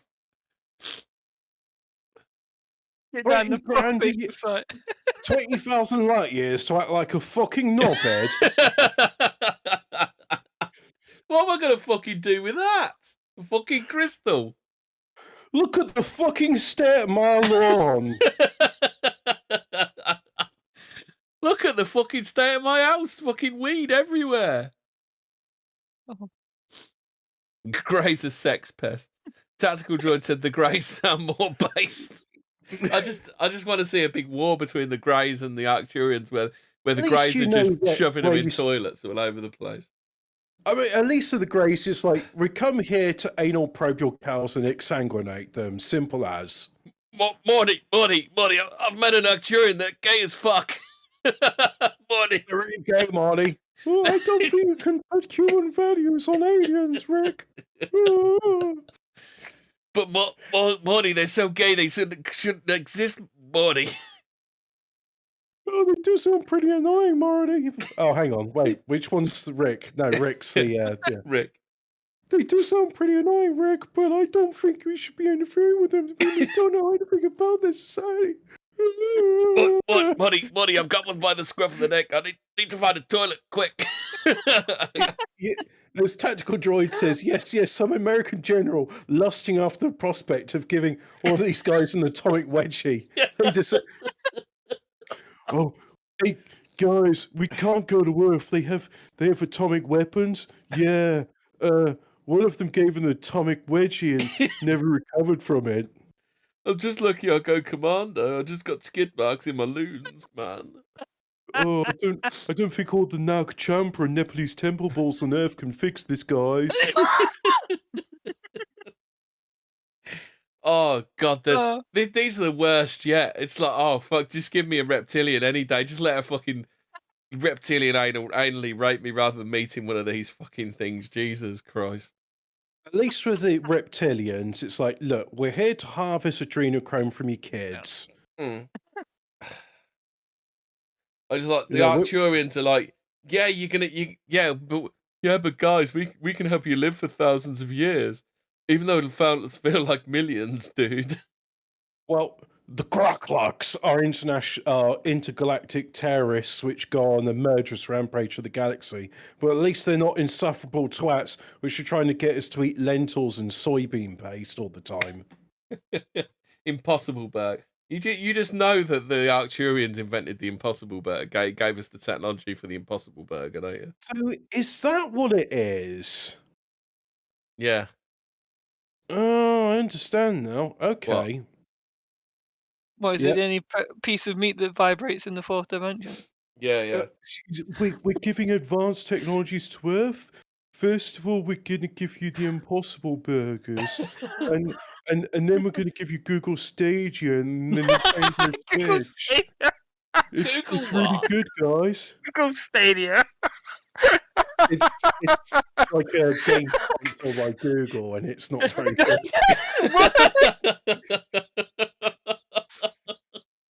Dude, It's we've invented this new game, EU4. You thought that was human technology? No, we gave it to you. The iPhone it's Arcturian technology. We gave it so everyone could have access to the internet and share in the Galactic Federation of Light. It's really cool. What about the Light Federation of the Galaxy? The People's Judean Front. No, hang on. The Galactic Federation of Terrorists. Yeah. I'm getting confused now. The Galactic Federation of hold on a sec. The Galactic Federation. Who visits Earth? It's the Dracos it's mentioned, isn't it? I wasn't racist before I met the Arcturians. The Galactic Federation of Worlds Hobbit is the other one. Oh, the world's galactic federations. Yeah. Yeah.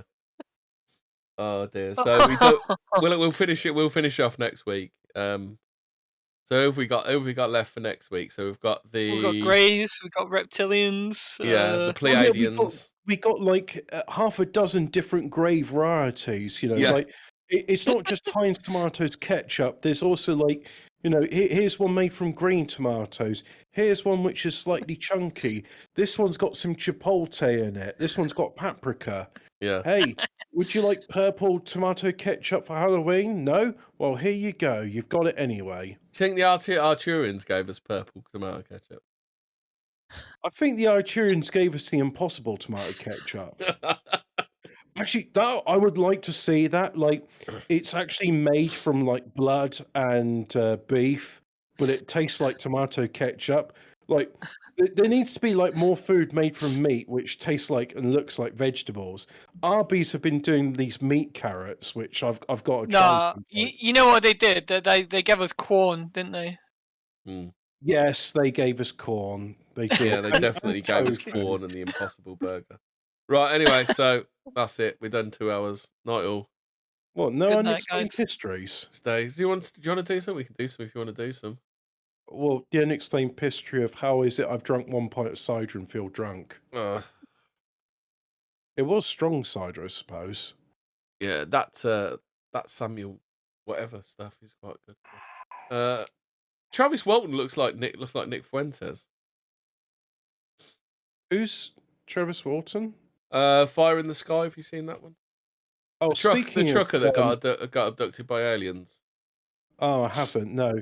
Speaking of Nick Fuentes, when Louis met Nick Fuentes is out now. Yeah, I saw it it was on Sunday. I haven't seen it. Was it fun? It was kind of alright. Was there any points where Louis Frew was getting annoyed with like when it was like, go on, say the N word. Beardson told him to fuck off because he wouldn't stop talking about that one time that Beardson did something that might be construed as a Hitler salute. Oh, what the Roman salute? Yeah. So basically, he was like a dog with a bone once he'd seen that. Yeah. Well, fair enough. You know, it's like the guy said, "Look, I'm not talking about it." And how many more variations of "I'm not talking about it" do you want to hear? Yeah. Yeah, that was it basically. So then Beardson just said, "Look, I know where this is going. Fuck off." Yeah, simple as. Yeah, get out of my house. Get off my land.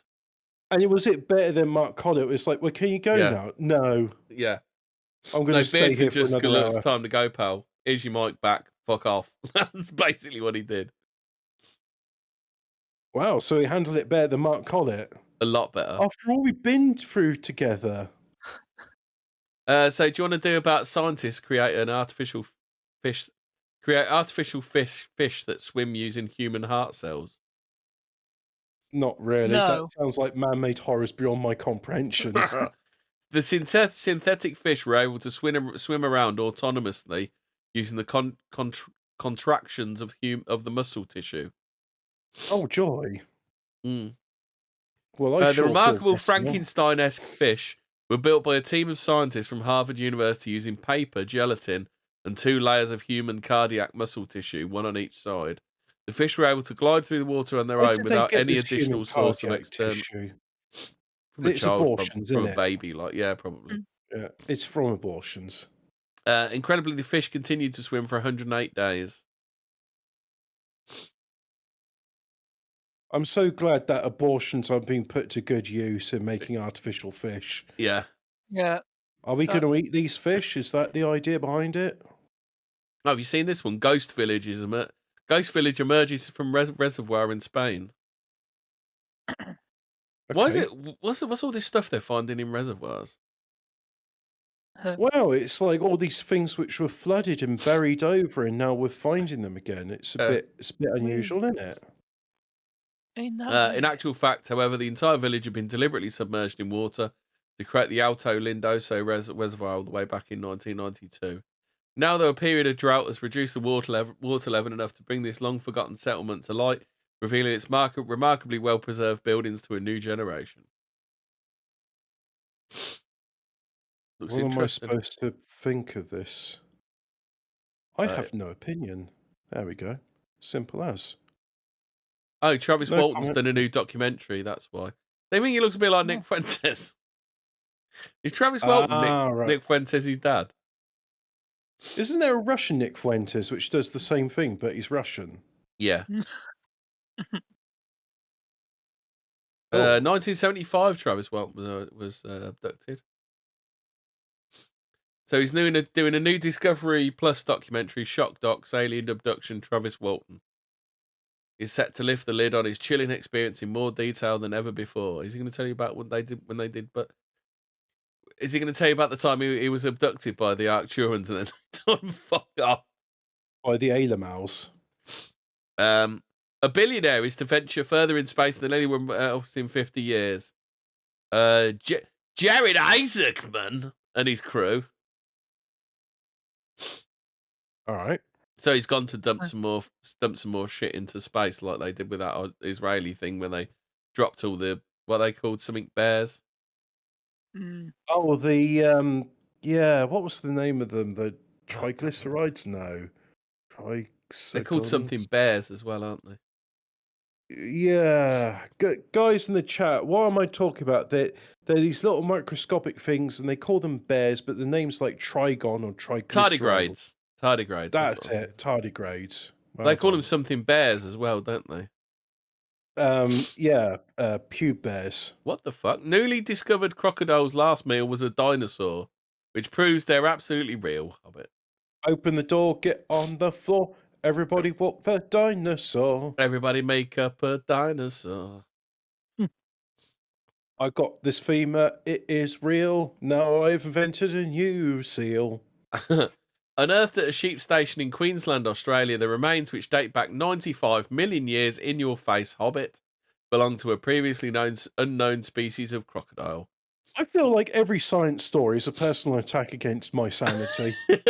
More impressive still was the discovery of the skeletal remains of a juvenile ornithopod dinosaur inside its stomach, indicating that this, in fact, was the prehistoric crocodile's last meal.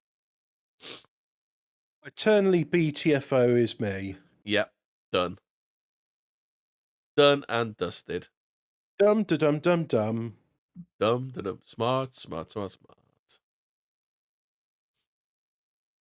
else we got? The Black Death was not as catastrophic as we thought. Stop fucking crying about it. It's not as bad as the Not as bad as the Holocaust, Hobbit. Only a third of humanity survived the Black Death, but it did result in the end of the feudal period. And Well, actually, resulted Hobbit, in the you're making it Renaissance. up because it was 30 to 50% of the population. Stop being such a fucking massive crybaby. So not 2/3, 30 to 50%. Yeah.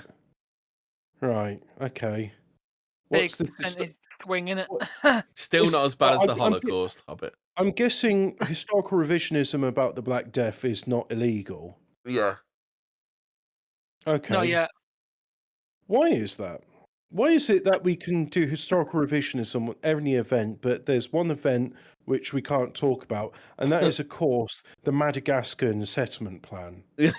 Madagascar settlement. Why can't we talk about who the first colonists of Madagascar were and the history of Madagascar? Why is that topic off limits? Maybe that'll be for another episode of Fortean. Yes. Our last episode, probably.